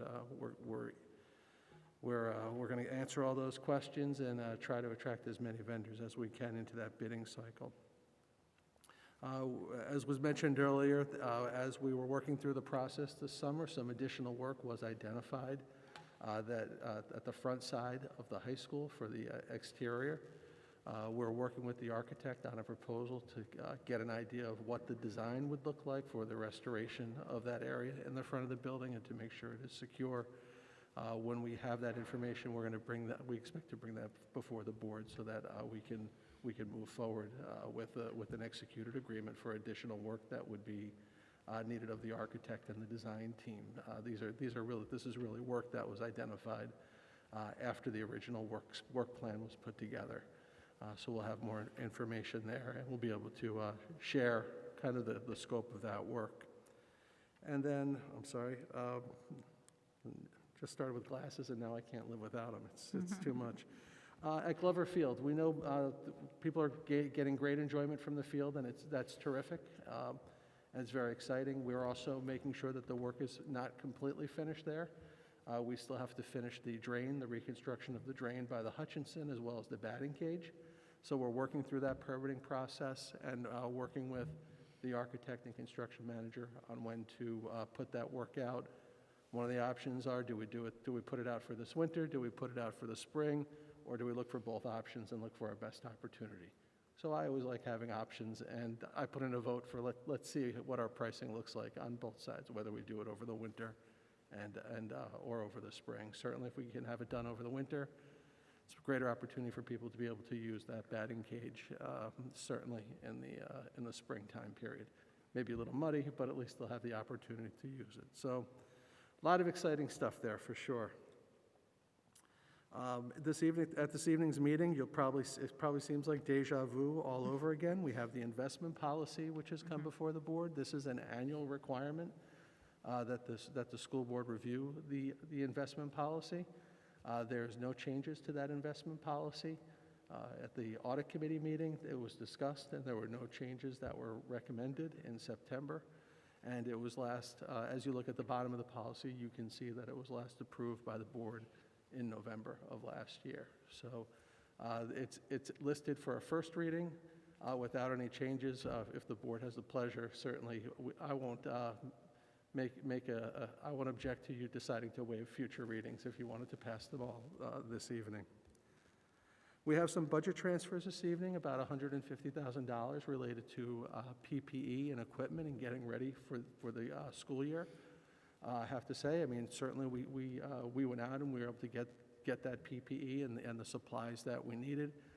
Fortunately, we haven't seen the consumption of all of that PPE as quickly as we thought it could have happened. I mean, we certainly didn't go out and we didn't buy a year's worth of PPE, but we are fortunate in that we still have it and we're not seeing the utilization as high, which is good. We're certainly using it. And this transfer here is, again, just to make sure we've already expended those lines. And that's what we're asking you to do here. We also learned last week that the state extended free feeding for our students. If you remember a couple of meetings back, I shared that the state extended the free feedings until the end of this calendar year, or until funding lasted. Well, I guess the funding is really going to last, because this past week we learned from the state that the federal government has extended that feeding until June 30th of 2021. So we're making sure we're going to get that notification out to people. Again, it's the same meals that we normally serve, but for the regular lunches and for the breakfasts for our students, they're able to get it at no cost, and it doesn't. There's no income verification or validation. It's just a free meal, and it's a good opportunity for our students to get the nutrition. We know we're running around quickly, but certainly in the mornings, we're moving kids out of the house. They have that opportunity, if they like to get that breakfast or that lunch. And Jim, sorry, so Yes. even if it's not somebody's cohort day, they can come in and pick up their lunch? Thank you. Yes, absolutely. If it is not their cohort day, they still have the ability to come here and pick up a breakfast and a lunch. They can do that at the elementary schools and at the high school as well. Thank you. That's very important. And then lastly, we have an item on the agenda here to ask you to approve our S&P agreement. Again, getting back to the capital plan, we are going out for our borrowing for the $57 million bond next week. It's a pretty advantageous time, quite honestly, to go out and borrow right now. We received some great news just today, and just shared it with Dr. Champ earlier this afternoon. We had our ratings call with Standard & Poor's. We were reaffirmed as a AAA credit with a stable outlook. So that really puts us in a good form for borrowing for next week. So we're certainly very excited about that. In the finance world, that's what gets us excited here. We're also refunding just under $2.5 million in 2010 bonds. So we expect to see about $120,000 savings over the term of what's remaining on those bonds. So that's very exciting for us. After that bond sale is complete, we're talking with capital market advisors. We'd certainly like them to come in and share that information with the board and the community with where we are with our borrowing, and kind of give everybody a walkthrough of where we were at bond steering, where we were a year out of bond steering, 2 years out of bond steering, and then finally where we ended up with our final borrowing. At this time, talking with Anthony Nash, he said we could probably confidently expect interest rates on average, because we have different terms based on our projects, around 2%, and he wouldn't be surprised if we saw average terms of less than 2%. So given the market conditions as they exist today, we certainly know things can change, and they don't want to overpromise. So when he tells me those numbers, we also know what that could mean later on, but certainly even in that range, they're certainly advantageous and very favorable to where we were over the last few years as we went through this process. So if you know somebody who's looking to lend out $57 million, Tuesday's the day. And there's going to be a lot of competition. We know there will be, and we're a great credit. And that's all I have for this evening. Thank you. Thanks. Can I ask you a couple of questions? Yeah. One is, I was at the field this past weekend, and I noticed a number of rolls of turf that are still over there, which we know is going to be the area where the batting cage is. Has that cost already, I mean, do we have a credit with that installer for that work, or is that new work and a new cost for us? Thank you for asking. Actually, Director of Facilities John Condon and I were just talking about that earlier in the week. That cost has already been incurred with the A-Turf, who's our installer. So when that time is ready, we expect them to come back and then install that turf. Okay. That's what I was hoping you'd say. Thank you. Secondly is, in the Wall Street Journal, there was an article about New York State and the fact that over the next 3 years, they're going to be in a $59 billion hole to balance their budget. So naturally, that makes me think about school aid and state aid. Have we heard anything new in that breath? You know, actually, we haven't heard anything right now, and what we're kind of being prepared for is wait until the election's over before we hear really what's going to be happening. Our reimbursements have been coming in right now. They were delayed earlier on, and then we started to get our reimbursements in the September time period. I think collectively as a group, though, we are expecting there to be some pressure and some tension over the next few years. We know what happened in 2008, 9, 10 time period with the gap elimination. That funding went away for some time, and it really took a while to get back to the level we were at today. So as we work on our planning, that's definitely one of those things we have to look at. Also looking our CPI, when we look at the tax cap right now, CPI has not really gone up much in the last year, so we could be at a 0.7, 1% range for what the CPI looks like. And then, of course, we have a growth adjustment, but that could add some pressure additionally. Thank you. Thank you. Thank you. Okay, this brings us to section 7, which is our policy monitoring and governance.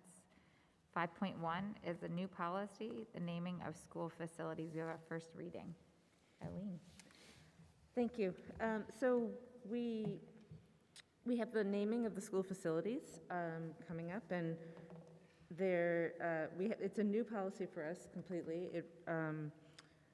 We thought that after all the conversations that happened earlier in the year, that it would be a good idea to have a plan going forward for how we address these questions.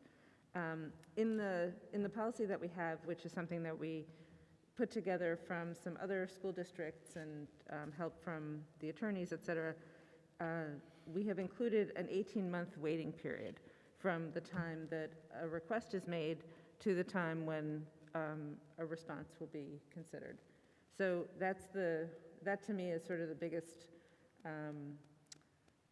just the biggest change or effect on the process, since we haven't had so much of a process. We talk in very broad terms in the policy about good taste, concern for public relations, a sense of historical appropriateness. And I sent around an email to the board. When we were talking about this policy, always in policies we make decisions, and usually they're driven, always they're driven by the good of somebody, the students or the staff or administrators or whatever it is, whereas some of the questions that came up seemed to be less connected.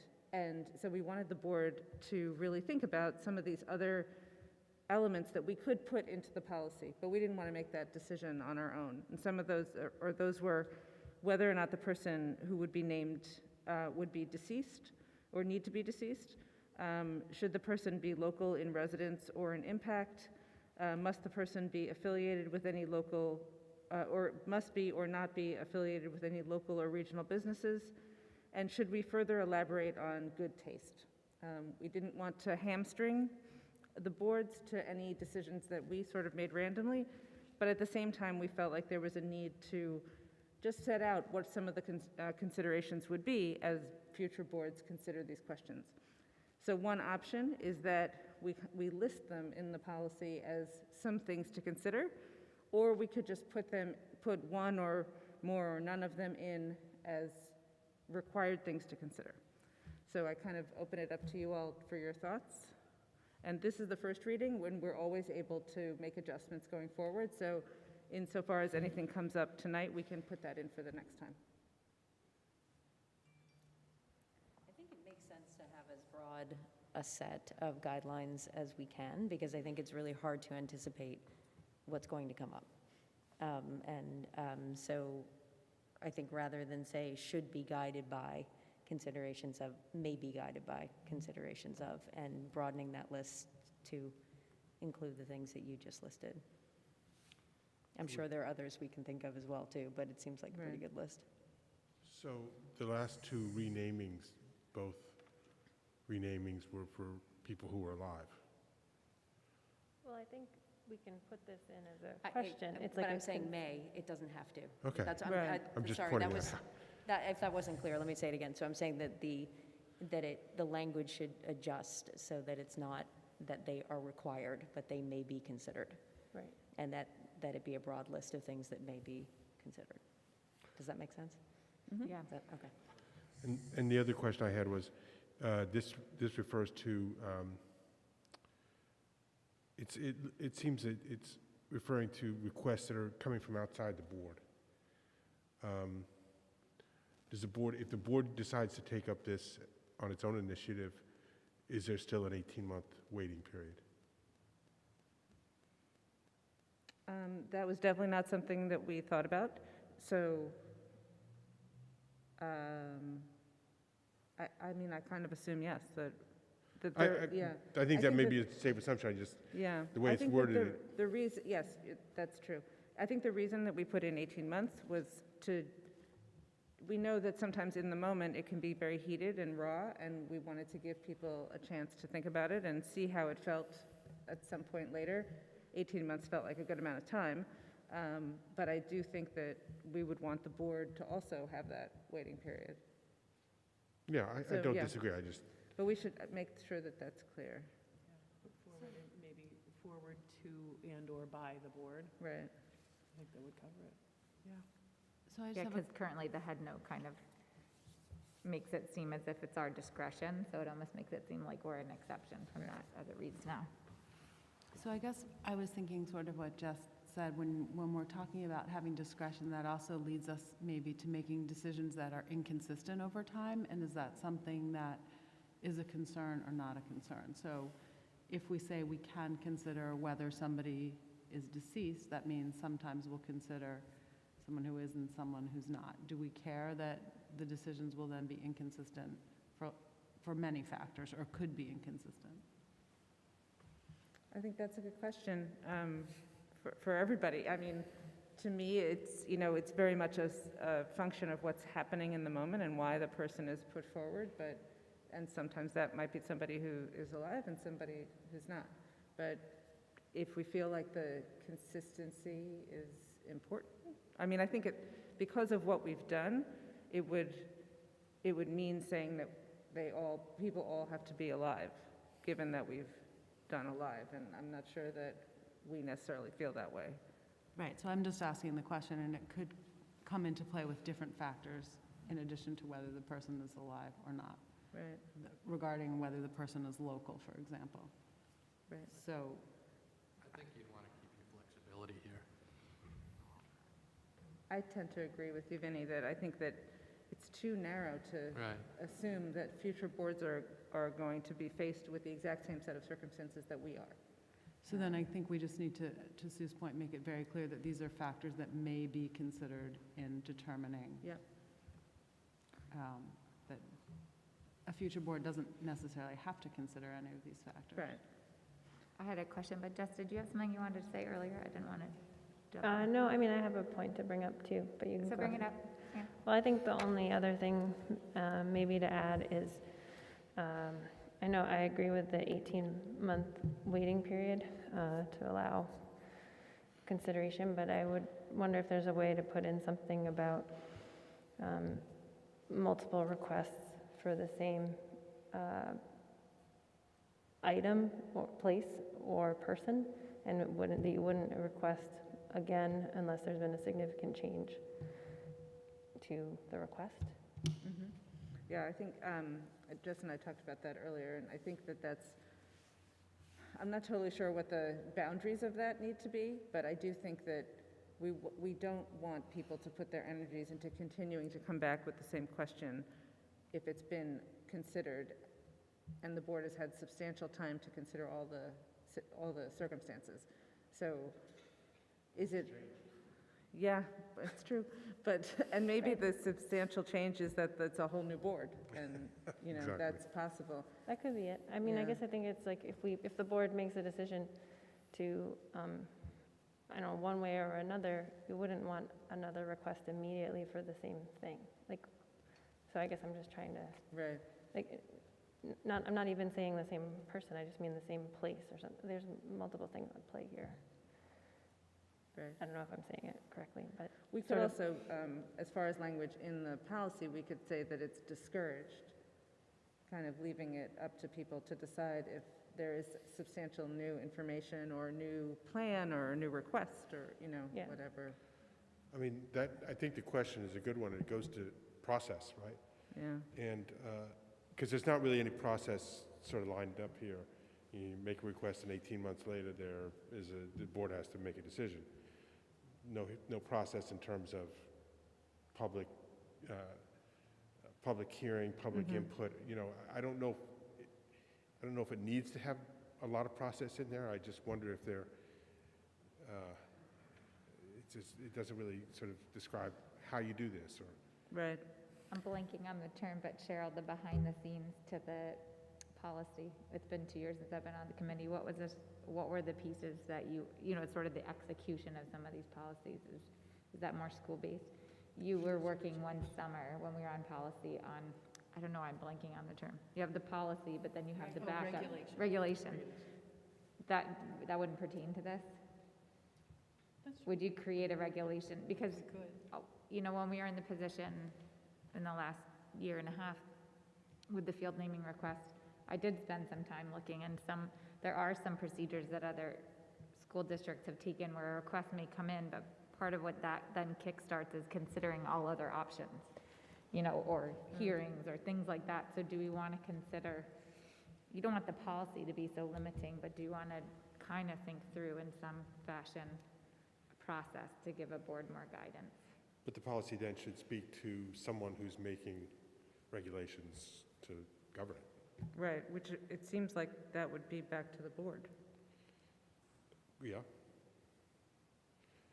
which is back to us. You could have some regulation guidelines in the policy itself, correct? Right? Yeah. Where they reference regulations, you know, sometimes in the Yeah, you policy, could go right? either So way. you could go either way. You could go But either way. It doesn't necessarily have to be two separate documents. So you could have, Right. you know, the Yeah. process, the 18-month process will include, you Right. know, at least one public hearing, Right. you know, a public comment period, that kind of thing. Right. Yeah. Yeah, that's a good idea. Why don't we talk about some of those details and come back the next time with some more, That's a good idea. Yeah. language. My question was just going back to your point, Sue, were you suggesting, because there is a may in the way that it reads right now, consideration may be given to historical figures of local or national importance, yada, yada.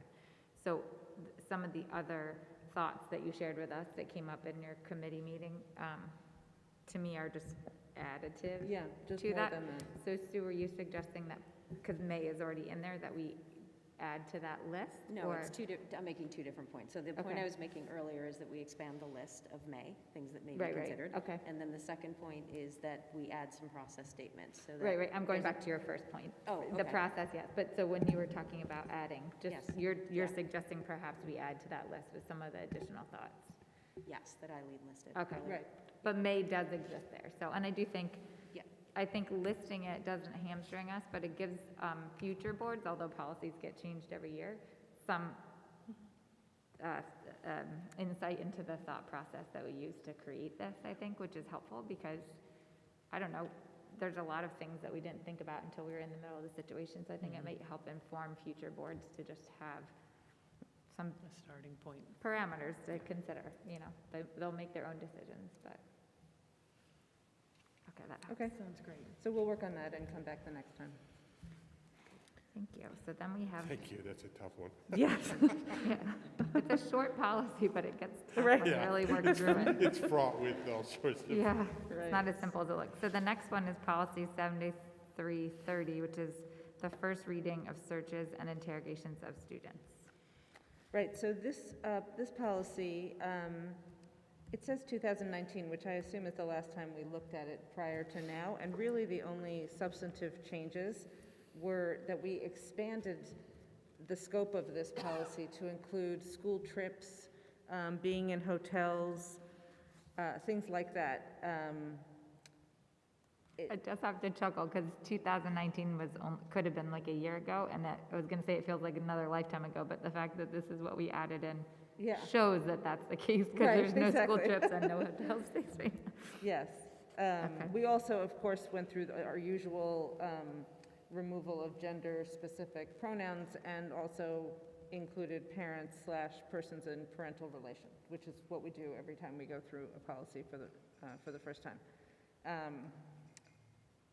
And there was nothing else. Dissemination of information. Well, we've just moved it to the end. Yep. So, yeah, it just was at the end because it seemed silly in the middle. But the general gist of searches and interrogations, who's able to do them, who's not able to do them, is the same. Does this link at all to the code of conduct? Yes, it does. All right, okay. So could we be in a position where we change language in the code of conduct and this has to change too? Or maybe, We tried to be attentive to that so that when we revise the code, we make it will match reflect. this. okay. Yeah. Yes. Although, I mean, to some of Natalie's points from tonight, Yeah. you know, Yeah. there Well, there may could be be some changes additional now. change of language. That's kind of what I was getting at, right? I was yeah. actually thankful, we've been talking about code of conduct for like 2 years now, and there's so many Right. policies that have to get changed. I'm thankful now that we didn't make all those changes. I know. We haven't gotten to it yet. They gave some great recommendations as part of the audit in language that we should be looking at. So I think that'll give us a Yeah, good direction to go. but with we the may code. end up having to come back to this or other policies once we take a look at it through that lens. Yes. And then, sorry, Jess. Does anybody have any questions or comments about this? Okay, so then the next policy is one Jim referenced, policy 5220, investments, first reading. So there's no, as Jim mentioned, there's no change at all. We just have to reapprove this every year. So they took a look at it. Apparently, the audit committee took a look as well, and it was fine to go ahead. We had no issues with it, so. Okay. Any questions about that? No, but I suggest a motion to waive the second and third readings. Second. Any questions or comments about that? Okay, all in favor of waiving the next two motions? Aye. Any opposed, any abstentions? Okay, so do I have a motion to approve policy 5220, investments? So moved. Thanks, Eileen. Second. Thanks, Sue. Any questions or comments now? All in favor? Aye. Aye. Any opposed, any abstentions? Okay, section 6 is financial reports and motions. Do I have a consent? I'd like to take a consent for 6.1 through 6.5. Do I have a motion? So moved. Thanks, Benny. A second? Thanks, Jess. Any questions or comments? Can I just add on 6.5? This is the addition of 2 new clubs, one for the high school, one for the middle school, Equity Club and Black Empowerment Club. These go really right hand in hand with what Natalie was talking about as far as affinity groups and someone who's designated at the middle school, high school to be that point of contact. So that was actually, we've been in discussions with Bridges of Pelham, trying to find some connection and way to provide a place for students of color and families of color to make that connection. So in talking with the principals, they felt like this would be a great opportunity to start that way, to give students a place for voice and for connections. And then that advisor would, of course, then also be available to parents. So a lot of things coming together on that. I just thought it was worth pointing out tonight because we're excited to be approving those stipends. Great. Any questions or comments? I know Jim touched on most of these motions, or all of them. Quickly, which is the adjusted base portions. And again, as you look at the tax bill, and it's as we look at the assessment roll, it's divided into the homestead homeowners, which are residential homeowners, such as yourselves, and commercial properties. What we are recommending is that you approve the assessment roll that has the lower impact on the residential homeowner. It's fractional, but it's a lesser amount on the residential homeowner. So you have the opportunity to choose the 19 or 20 tax roll, and we're recommending you choose the 20 tax roll for that purpose. Thank you.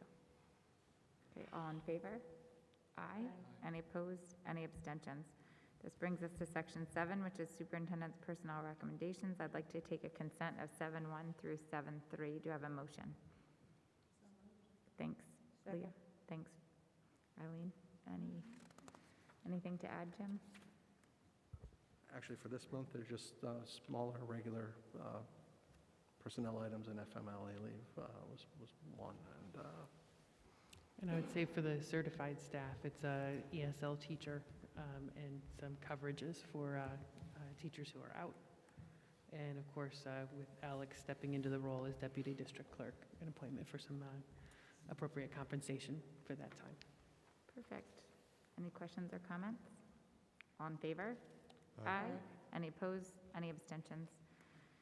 Section 8, People Personnel Services. Do I have a motion for 8.1 to approve Schedule D? So moved. Thanks, Leah. Second? Second. Thanks, Benny. Any questions or comments? All in favor? Aye. Aye. Any opposed? Any abstentions? Section 9 is new business. Just one thing I was going to add, and then Eileen, I wanted to see if you could add to the meeting you attended. Just to follow up on our conversation about potential shift in meeting time, I just wanted to touch base and see if the board was okay with shifting everything by like starting exec at 6:30 and starting our these meetings at 7:15 as opposed to 8:15 to make our meeting time a little more accessible to the public and certainly for our teachers and administrators who participate, who have already worked long days. Recognizing that more people are working from home right now, may have a little bit less of the commute time in front of them. Wouldn't necessarily be a permanent move, but something to try, I think, it's the same way that we switched our days last year. So I just wanted to touch base and see if anybody had any concern about that moving forward. Only a question of whether 45 minutes for exec is going to be typically enough? Yeah, that's a good question. I mean, I think it kind of depends. I think it depends on the week, you know? Yeah. One thing we did Lately talk it's about is a been possibility of quite a bit if we needed more time because we would be ending earlier, we've done it in the past where you reconvene in an exec afterward if you had a little bit of business left to do, if you were okay with that. That'll keep the discussion down. Yes. Definite motivation to be brief. But, I was thinking it through, it seems like 6 o'clock would be a really early start for those who are working and trying to have dinner and commuting if they are commuting, so. We could also make it 7:30. It gives you the full hour and the flexibility to start. That's at true, we could do that as 6:45. well. So we could do 6:30 exec to 7:30 and then start at I think that 7:30. 7:30 instead of 7:15. Everybody okay with that? Okay, we'll try that next time. I know we talked about it, then we had that meeting off. Not off, but we were at home, so it slipped my mind. And then when I looked at this tall agenda, I thought this would have been a perfect night to start earlier. So It would have been. we'll try it next time. Watch, we'll have a short agenda, right? So Julia and Alex are smiling, everybody else in the crowd, right? I think we'll all be happy, right? Next time it'll be 9:30, not 10:30. Okay, Eileen, do you mind just quickly touching on the meeting you sat in on? So I was able to attend another, one of those roundtable discussions with school board members from other districts to just update everybody and share on the reopening plans. The first one that I had already told you about was right after we all reopened. So it was a little bit less clear what everybody was going through. But this time, obviously now it's been a couple more weeks and there was a lot to say. So I was surprised, given what feels now kind of like a bubble that's happening in Pelham, how many other districts have had positive cases and school closures, like entire schools closing for 2 weeks, which obviously we have not had.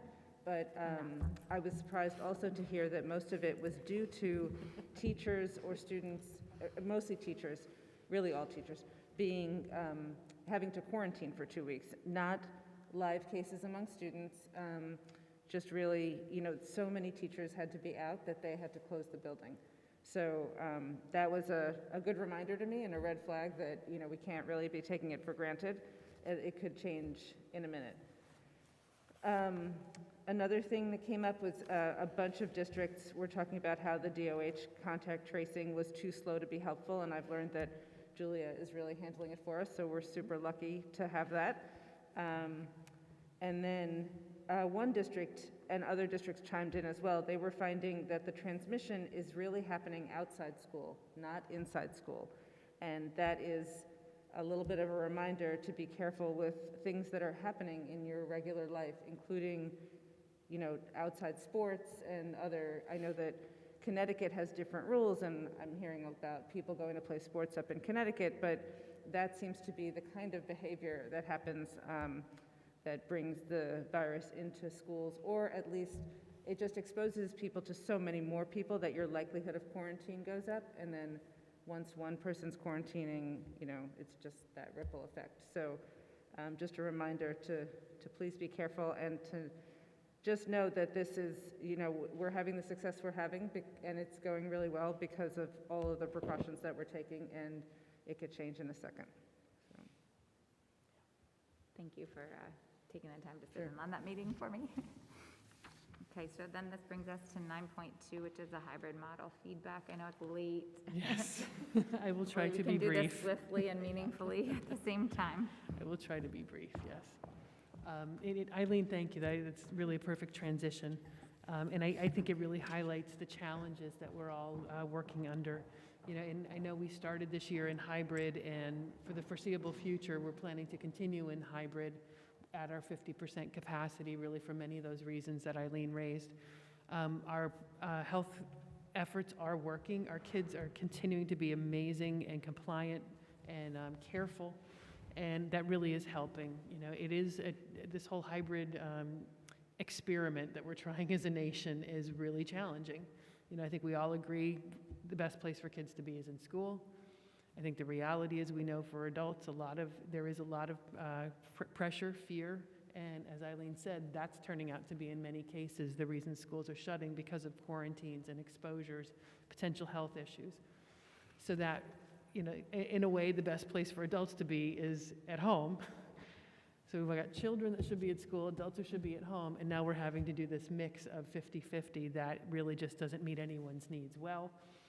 But we're doing the best that we can. So, and I do really count every day as a blessing, and we're thankful every day. This is week 6 of in-person, and we've just been very appreciative that we've been able to get this far, appreciative to our teachers, appreciative to our parents, and to our students, for everyone's doing their part in a very difficult situation. So it was the perfect time to pause and to take to get some feedback from folks to see how the things are going and where we might be able to tweak and make things better. So I think everyone is aware we did 3 separate thought exchanges, one for parents, one for students, and one for staff, to get a sense of how things are going. You've heard a lot of qualitative data analysis tonight from NYU. You're going to hear a little bit more from us because this really is a qualitative tool to start to see themes that emerge. We did learn some lessons. I think next time we do something of this nature, we will split it up with an elementary specific request separate from secondary because there are significant differences, and we learn a little bit more about the tool and the setup of the surveys each time. So we'll be doing that separately in the future. We did have great participation rates, though. We had, Alex, if we can go to the next. Yeah, we had 188 participants on the staff, and we have about 250 teachers. So that's a large proportion of our teachers that participated. Over 1,000 parents, family caregivers that participated, with 42,000 ratings on almost 1,800 thoughts. And then for students, we did students 4th grade and up, and had about 250 of those participate as well. So it was nice in that it went across all buildings, across all grade levels. So we think we've got a relatively good representation of opinions from the stakeholders. So one of the fun tools in there is a word cloud, and I think we're all familiar with these. The most frequently used words tend to be the largest, and with Thought Exchange, they do group them similar colors or similar themes. So when you looked at students, this was the thought cloud that emerged, and it shows you for students there were definitely a lot to be said around hearing, and you know, a lot of it had to do with virtual instruction. So students talking about you know, being difficult to hear, things hard to follow, lots about screen time and the difficulty that presents, challenges that they faced. Certainly students wanting to learn and spending a lot of time doing it, struggling at times to understand because it's not an ideal learning environment for a lot of students. Missing friends, having a hard time with that, spending a lot of time online, struggling and knowing they need to pay attention, doing their best to pay attention. But they also had a lot of things to say about safety features, being appreciative of the safety features that were in school because they know that we're making the efforts that we are in order to keep them safe. So they know that it's important. There were a few students that really enjoyed kind of the split opportunity because they could come to school, see their friends, do their work, see their teachers, but then on the days off, they could walk their dog, they could have a little bit more downtime. So definitely some mixed experiences, but I always like the word clouds because you really get a sense of just some of the key words that come from our students. If you go on to the next. We did a little bit deeper dive. We only represented some of the top note key thoughts here. virtual students should be able to be included too. That was a big theme. We heard lots throughout the thought exchange about students, both those that are home on their remote days, but also those that are full virtual, and the need to connect more with those students and bring them more into the learning process. The importance of connecting virtually with teachers as well as in person. Suggestions, like it would be beneficial if teachers repeated their instructions often, so that students could be sure that they got the instructions correctly and did their work at home and in school. Screen time was definitely a theme. It's stressful, and that is a part of the thinking behind the abbreviated schedules, the recognition that students at home would be fully on screens, even at times, especially at the secondary level. There's a lot of screen time in school as well. So we think it was important to remain attentive to that going forward. A really big theme from our students: Google Meet is better than live stream and allows remote students to participate and ask questions. That was very significant throughout our student survey. Tech issues have been frustrating. So that's something I think we saw and heard more tech issues in the survey than we expected. Some of that's coming from Chromebooks. We do have, as I think everyone's aware, some of our Chromebooks are the older ones that we hadn't initially planned to deploy this year, but because of the delay in the shipment and due to supply chain issues on the Chromebooks, we did have to give out older ones. Our elementary students, we have, at this point, we believe anyone who's we did prioritize the needs. Anyone who's in genuine need to have one at home does have one, but some of them, again, are older, so still experiencing some tech issues. We've also been learning a lot about the audio quality. The live stream has very poor audio quality versus Google Meet. It's got much better sound quality. So looking at ways to resolve some of those issues. And then even things like struggling to grapple with weak internet at home. We're requiring students to keep their camera on for accountability, but then some students are struggling that they're not having that strong connection at home. If they shut the video off, they get a better audio connection so they can participate. So there's some issues to be worked on there, and our technology department is definitely looking at that. Unfortunately, we did get notified this past week that the Chromebooks have been delayed again due to supply issues, so we're now looking at the end of December, unfortunately, for the arrival of that shipment. So there were definitely some themes, and the board has the PowerPoint and the links to the full set of thoughts. You can delve more deeply into each of these themes, and we tried to group them so that we could do some comparison across groups. I'm not going to go into those tonight, but I did highlight, again, some of the comments that match those themes so you can get a little bit more of a flair. Talking about student support, again, they felt connecting with teachers was important. Attention needed to be paid to student emotional health, which Julia is working with our PPS department to really make sure that we're attentive to that. So some students feeling really overwhelmed about the amount of work, the pressure that's on them, and in grappling with the different learning environment. So that was important to hear so we can continue to focus on those efforts. Student social connections, not having the time to spend with friends, whether hanging out socially distanced or virtually connecting. So students definitely seeking more to fill in that social need. And they've appreciated the teachers have been very understanding about the situation and trying their hardest. So they're expressing need for support, and they're also feeling support in different ways. Technology, as I said before, a number of issues that were highlighted there. So our technology department is definitely aware of those. Hybrid learning as an overall model. Again, they had some great feedback here. Again, strong themes about virtual students should be able to be included. They should be able to hear in class. Teachers should repeat instructions and help students to be able to follow along better. So that is, I think, a function of the model and a function of teachers growing in their abilities to manage the environment.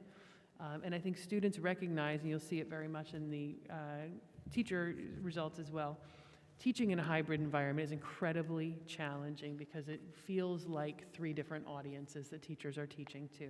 The students in front of them, the students who are on their cohort day at home, who do come in every couple days a week, and then those that are fully virtual, who don't ever come in and have the personal face-to-face interaction. So that presents lots of challenges for the students as well as the teachers. When you look at some of the, this is one of my favorite approaches that Thought Exchange takes. What it does, it uses artificial intelligence to analyze the thoughts. And in this case, it actually finds divergent thinking in the group and finds areas where they overlap in their thinking. So the middle group here on the differences slide, that's where side A had one set of general thoughts and starring patterns. Group B had a different set of thoughts. The middle is where they intersected and where they found commonality and common high ratings. So from the student perspective, it went back to internet issues and virtual students being able to be included. Those were the two main consistent across both divergent thinking groups areas where students really felt like there needed to be some improvement. So those areas that we're focusing on. Some students wanted to bring their own computers. Definitely some comments about the 100-pound backpacks. I know we're still struggling with that. Part of the reason students, especially at the elementary level, are loading those backpacks up and bringing it back and forth every day is on the off chance that we have to shift to virtual. That way they would have all of their materials at home. But certainly it is presenting some challenges for our younger students. And then, the other different side of this equation was a few students that actually felt like the mix of hybrid and remote was fun and looked forward to the differences from day to day, and feeling that they were able to progress even though it was not the typical learning environment. When we turn to look at parents, we see a different word cloud. We do see some familiar terms, though. Live stream and interaction were the two biggest themes that came out of that. And really with that, parents voicing the concern that there was not enough interactivity and that the Google Meet was a far superior platform for the hybrid learning model as compared to the live stream approach. There was some feedback certainly about Wednesdays, wishing those were full days. You'll see when we get to the teachers, they very much valued those for planning and for preparation. So two different perspectives on the same issue. Parents, again, struggling with engagement, focus, keeping students on task, trying to find ways to support their children in the remote learning environment in particular, especially at the elementary level, and especially when the children are home. It's difficult with schedule, difficult with multiple kids in the house. So that really is a lot of what we were hearing. We did hear certainly feedback about the remote experience at really K-12 all levels. It seems to be a little bit more just generally effective and successful at the secondary level. It runs a little bit more like typical classes. The elementary level, once you really start to distill the data down, is where the concerns definitely were more significant than at the secondary level with regard to interaction, focus, and engagement in the online learning environment. So again, going through some key thoughts.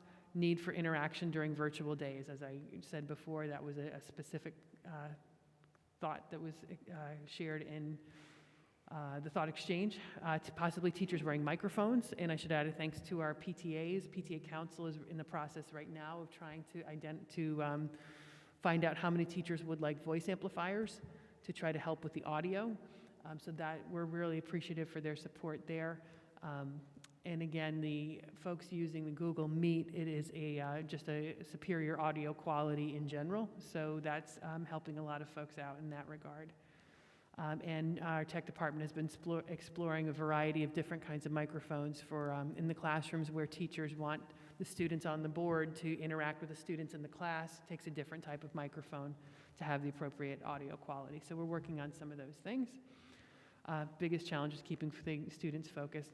Definitely you could see from parents that they very much appreciated the in-school days for their children and that they found those were very successful. Similar set of themes. I'll just highlight a couple pieces there. Distance learning, again, same things. Need for interaction. Virtual learning requires constant monitoring, requires a lot of parental supervision. Hard for students to stay engaged all day, yet the teachers are amazing. So I very much appreciate parents and their recognition of the efforts that teachers are making, and I know that we are appreciating and recognizing the efforts that the parents are making as well.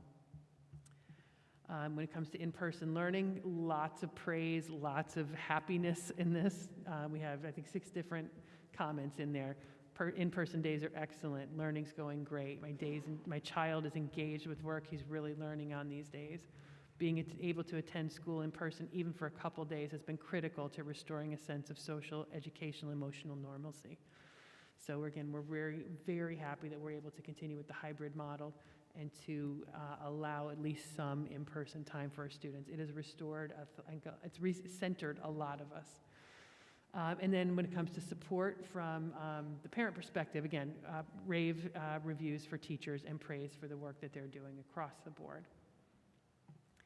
When we looked at the divergent thinking from the parent survey, we see the commonality is, again, need for interaction during virtual days and difficult for students to learn and ask questions during the live stream.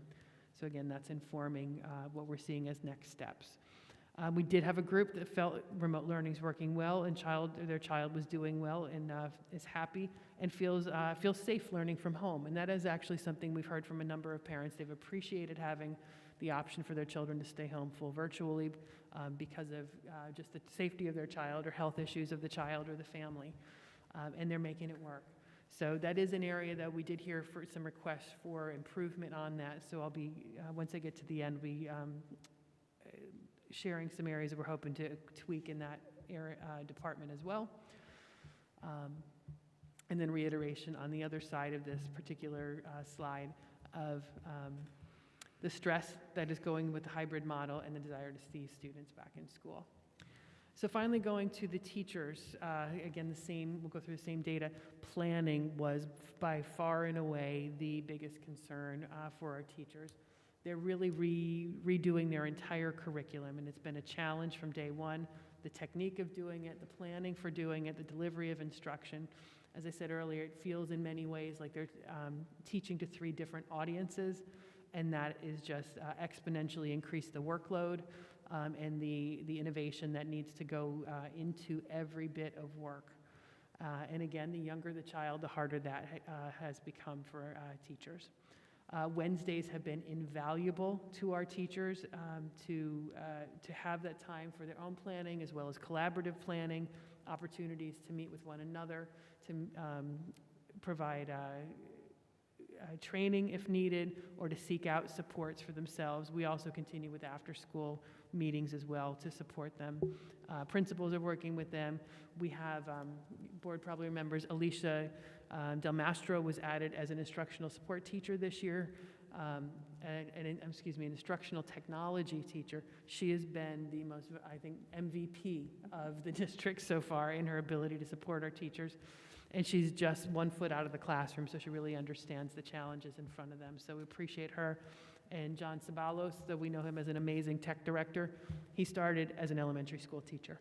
So he still carries with him that instructional approach. So just a couple quick thoughts there as well. Again, I've touched on this, feel like they're doing the job of 3 teachers. The stress level really is quite high. And planning days have been crucial. I think it's important, whether we're talking about students, parents, or staff, that we all remember, as Natalie even said it very eloquently, we're still living through a pandemic, and there is a level of stress that is still on all of us all the time. And our teachers are not immune from that. They're dealing with their own health issues, their own children, family issues, the stress of educating their own children, and doing this on top of it. So everyone's got stresses like that. I just raise that because they're not immune to it. So it is a lot, and they're doing an amazing job and not showing that in front of the children.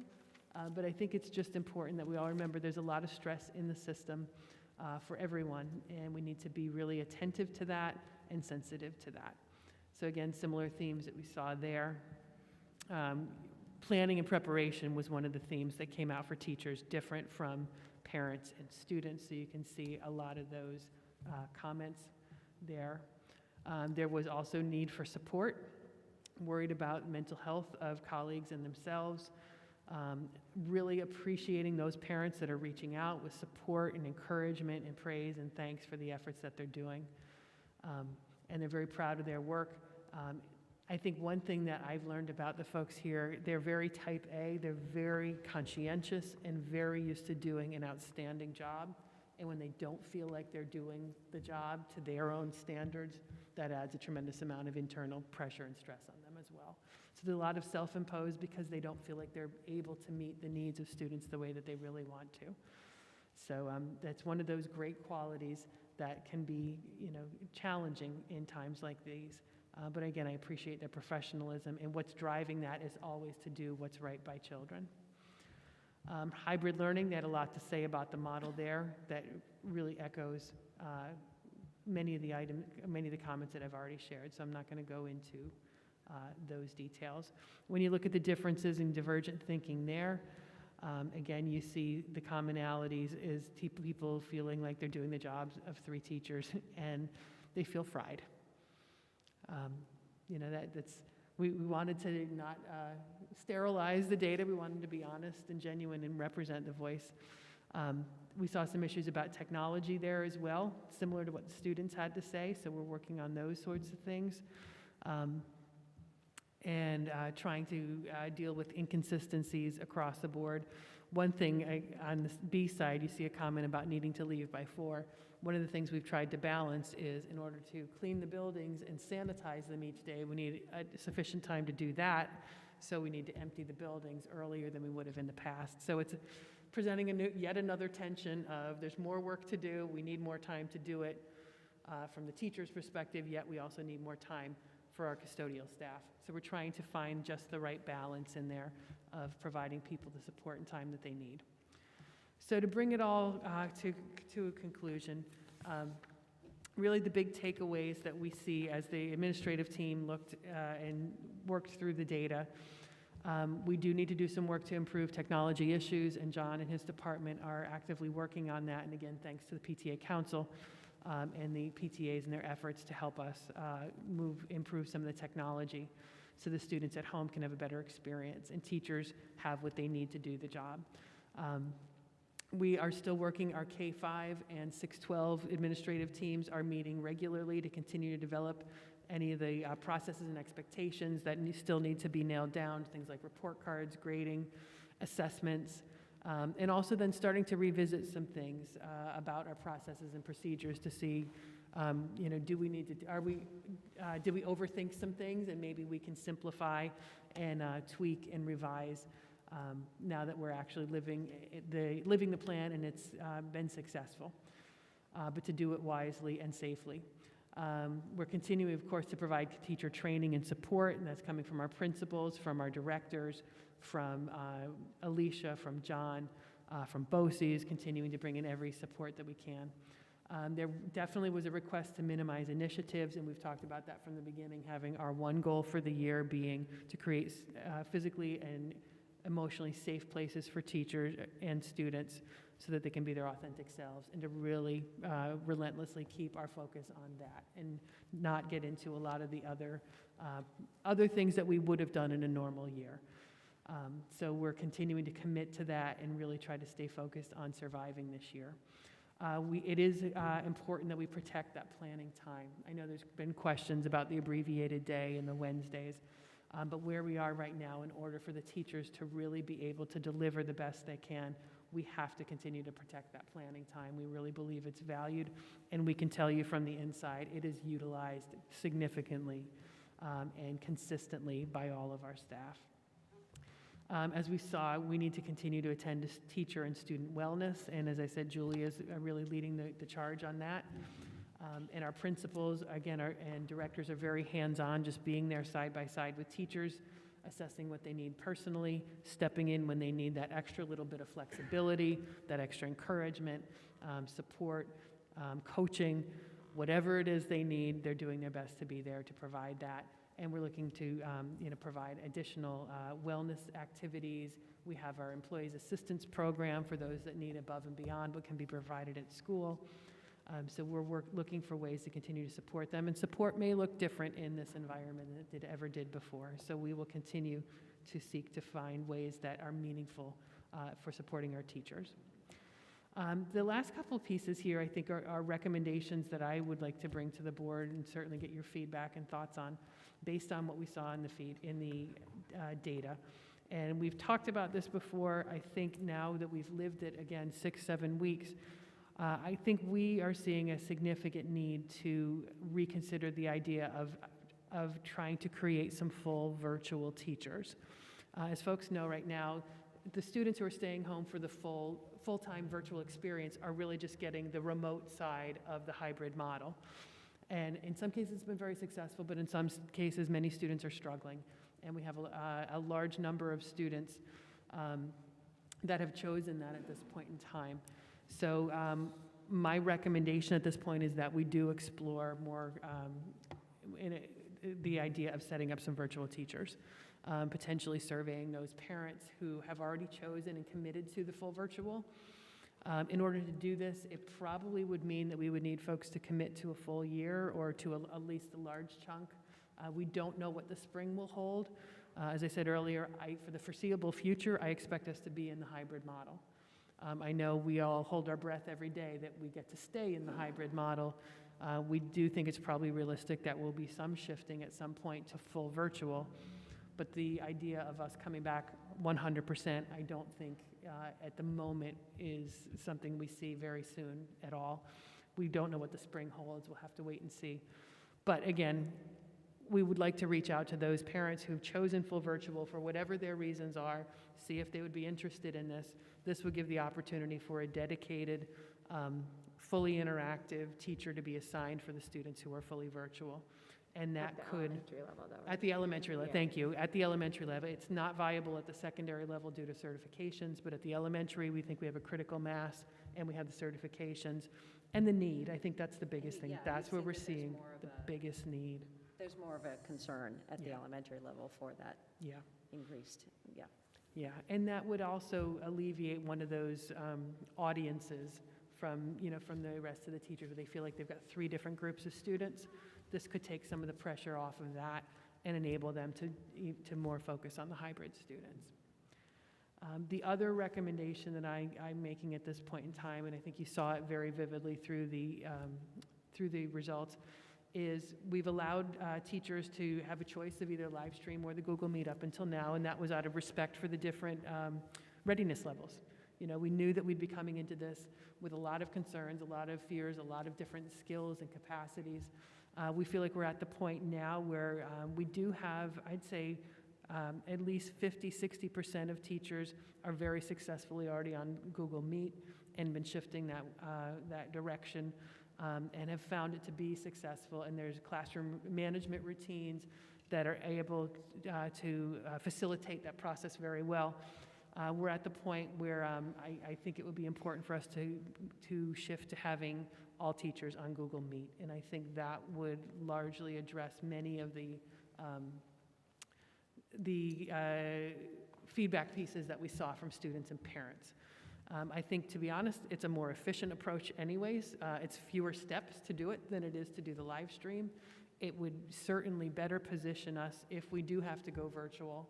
It's the exact same process that teachers would have, whether they're in the classroom or whether we're in a full virtual environment. It actually, from what John is telling us, it's got a better sound quality, better video quality.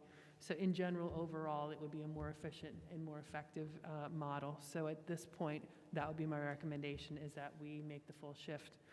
It would probably take a few weeks, to get us there, because teachers who have gotten used to that live stream would then need to, learn some new approaches. But I do think that would be a wise move at this point in time. And then the final piece, I think, we do want to consider ways to increase in-person time for youngest learners. I do, as I said, it's the 3rd time I've said it tonight, I think the 50% capacity is part of what has kept us able to stay open, and the ways that we've been cleaning and the way that we've been moving, we've been addressing the health and safety needs. But that is something I think that still is concerning to us.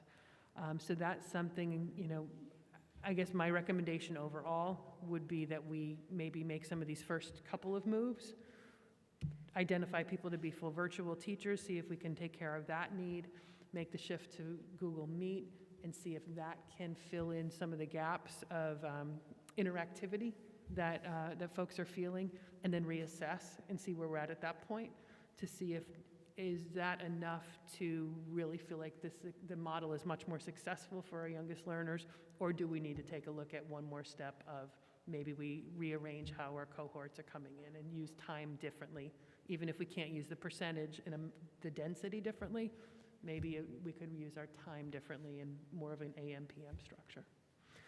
So those are my thoughts and overview. I would definitely open it up to the board for questions and feedback. It definitely seems like you've identified the right areas that need to be addressed and the right time frame to do it in. And I think that you're right, we have to be careful that we don't switch too often and too quickly. So everyone's going to need a chance to adjust if we decide to go forward with your more in-person time suggestion, and parents, teachers, students, everyone. So it certainly seems to make sense to me to do the kind of the more tactical steps first. So, Cheryl, when you're speaking about possibly changing the model, you're only speaking about elementary school. The middle school and the high school would remain the same. And earlier, you were talking about if we were going to try and reassess the needs of the community, we would do it in a more targeted kind of survey so that elementary school parents and teachers would have their own opportunity to respond to more targeted questions. Yeah, and that there was something, it wasn't reflected in the PowerPoint, but in some of the analytics that we're able to do, we were able to separate out and get a better sense of elementary versus secondary. So yeah, I think that's why we're seeing the structure issues and the support issues in keeping students engaged and parental involvement definitely showed up more at the elementary level. It's the impression that we've got from the teachers, from the administrators, and even from what we're hearing from parents, that is not an issue at the secondary. So I think the secondary, the model is, I think it's pretty solid. I think, moving, and even with Google Meet, I think most of our secondary teachers are already on Google Meet. So I think secondary is in much better shape in that regard. I think if we make these couple of moves at the elementary level, then reevaluate, we'll get specifically at the elementary level, I think we'll get a much clearer picture and a better sense of where we're at. So just a couple of questions. So we're planning to survey parents again about their intention to stay remote. Is that with the understanding that that remote would be virtual? I mean, would be Google Meet, right? Yes, that absolutely would be the expectation. Okay, so do we anticipate that people might choose that? More people might choose that because of that change of? I don't know. We're going to be asking those. Our starting point is going to be those parents who have already chosen full virtual because they chose full virtual for a reason. Right. So we wanted to certainly to get an assessment. Some of them may choose to come back too. I mean, that was, we've had principals, meeting with parents all along, and some chose to stay home for health reasons, some chose to stay home for fear reasons, which they're completely, that's their call, and we wanted to support that. But having been successful with the model, in the hybrid models, there are parents, I think, that would be interested in coming back, but I think we wanted to start with those that already made that commitment to begin with. I guess my question really is, we're going to give them the opportunity to go full virtual with the understanding that it's a different format. I'm not sure how much we can manage, volume-wise. That's why I'm asking. Yeah, I think that's the concern. The way that it shakes out right now, we've talked with the board in the past. We do have one contingency position we did not use at the elementary level. So that is something that we can use towards this effort. We do have another, just due to the way that a leave position worked out, we've got another position that we could put in the mix. To go beyond that, we would have to look at potentially collapsing some sections.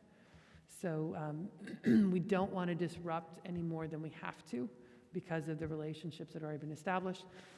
So to a degree, we want to be somewhat measured in how far we go with this approach. The thing I would add, thinking of those folks that are in hybrid now, the reality of, the next months as they play out is we may have some full closures for periods of time, maybe a couple days, maybe 2 weeks, it's just plastic, but, if and when any class or any school shifts to full virtual for any period of time, it will be Google Meet full interactive with the whole class together.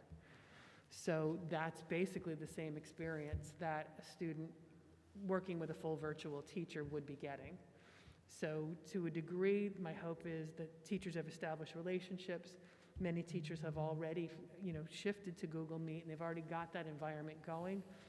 So my hope is that most folks who are in that situation will be relatively happy with that situation and want to remain and not have to shift. I don't know that we have enough staff to really, to be able to manage a massive shift from hybrid to full virtual. Yeah, right now it's about 10%, right?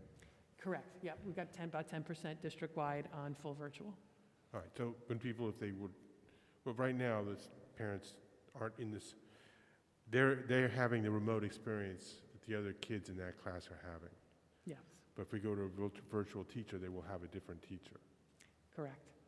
I just want to be Yes. clear about the mechanics of it. Yeah, and I think that's a good point. I mean, even to, I think I think it was Jessica, somebody raised earlier about understanding what exactly the environment will be. So yeah, I think we'd have to make very clear, if the district is exploring this idea, we'd be looking for someone to, to see if parents are interested to shifting to a full virtual teacher who will be using Google Meet for the duration of the year or a significant piece of time of that year, and potentially having to change to a different teacher. I think, yeah, to be really clear about what the expectations and parameters of that would look like to make an informed decision. I think that's important. Yeah, And okay. depending on who opts into that, it could be like a combination of Yeah, that's a great point. grades. We are covered looking too. only at elementary at this point. If 50% of the elementary students who are full virtual chose to shift, then we have, we would need 3 teachers to do that. It potentially could be a combined K1 class or a 1-2 class, just so that we have enough teachers to provide that live experience. But in some cases, that may be a better experience than what the children are having now. And certainly if it was multi-graded, teachers would then, have to adapt to that. So I think the only way to get at how many people really would be interested is to do the survey of Yeah, those who have okay. already committed to it. And if we get to that point and see that we've got the capacity to expand, then we can. I mean, worst case scenario, if everybody decided to go, would we need 6 teachers, Yeah, worst case, we need 6 teachers. right? Which, yeah, then we'd have to collapse some more sections, but that could be done. Okay. My second question had to do with your AM, PM. Could you just elaborate on that a little bit?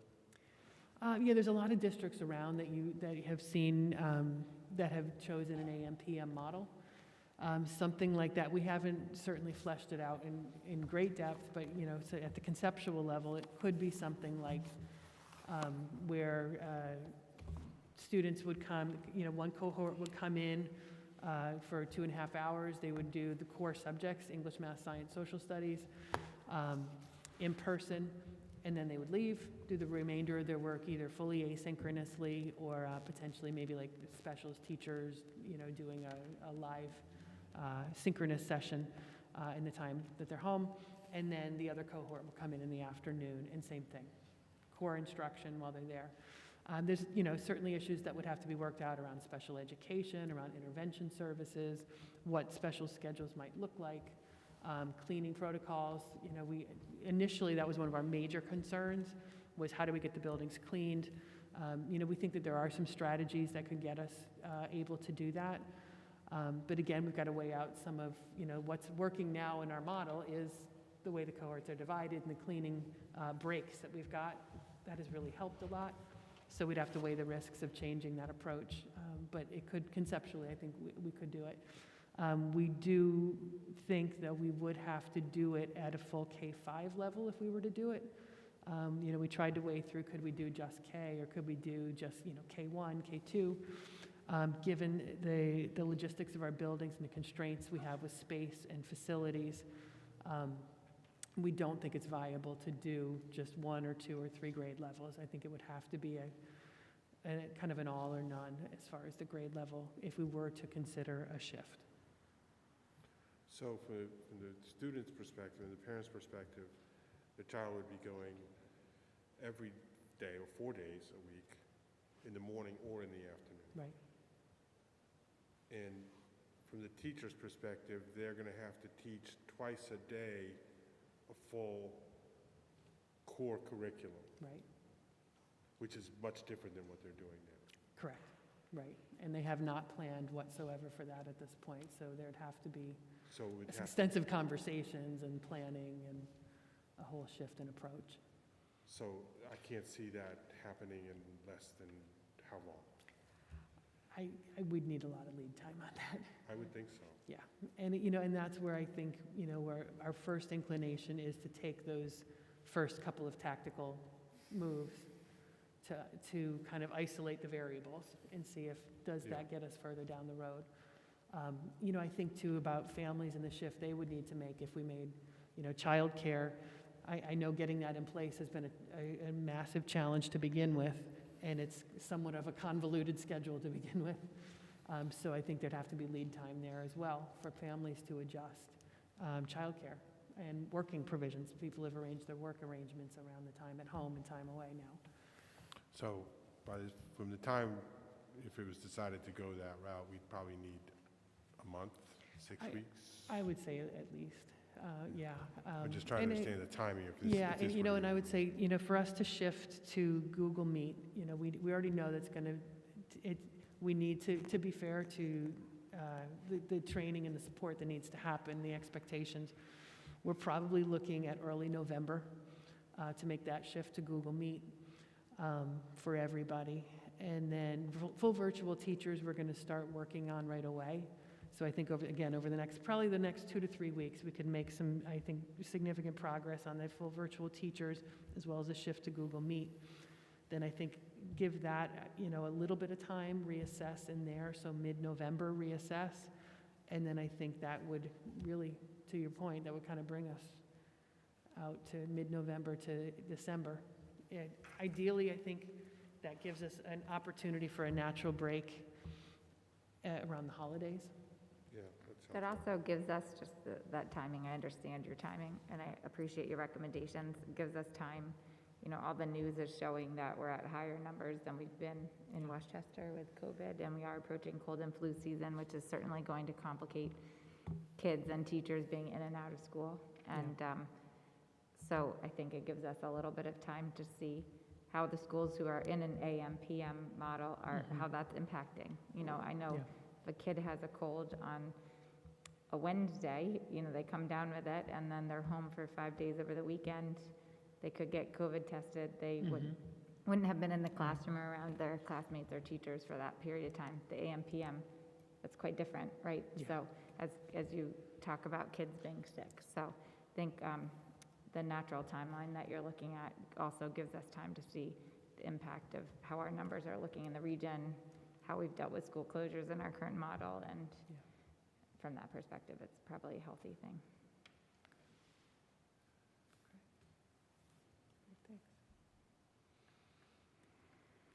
Any other questions? Any other or thoughts? I know it's late.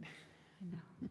I just wanted to say that I'm very, very supportive of the full virtual teachers. I think that it's particularly hard on the youngest students to never interact with their teacher in person, and at least this way, they're all in the same boat and they can address those issues on a much more equitable basis. When do you see that survey going out to families? As soon as we can get it written. Okay. Hopefully by the end of this week. Tomorrow? No, I'm just kidding. Okay. It's the main Post-it note on my desk. Okay. And I think it'll be brief. I think, like you said, give the context of what the choice is, but then just a couple quick questions. Yeah. I just wanted to say that I know with what you had said earlier, and we've talked about repeatedly since the beginning of this school year, that mental health and everyone's wellness is really the district's priority, and that we're keeping initiatives to a minimum because of that. And I know with the elementary students, it's a very tangible thing that there isn't homework, and that's a relief for families, or that there's less homework for kids. So that's something that they can really take some time when school is finished and just decompress a little bit and take some burden off of families. I was very mindful of listening to the teachers' concerns about mental health as well, and I'm glad that they expressed that, so that's something that can be considered more fully to take their interest into consideration as well.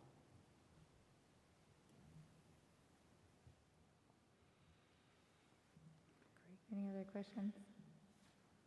I think we're like beyond the time of our bond meetings. I always use that as a benchmark of a late meeting, and this is pretty late for us, but a very productive meeting. Okay. Section 10 is communications and comments from the public, and we don't have anybody here with us. And Section 11. Madam President, would you entertain She's a motion excited. to adjourn? So moved. Do I have a second? Second. Thanks, Jess. Don't fight for it. Any questions or comments? All in favor? Aye. Any opposed? Any abstentions? Have a good night, everybody.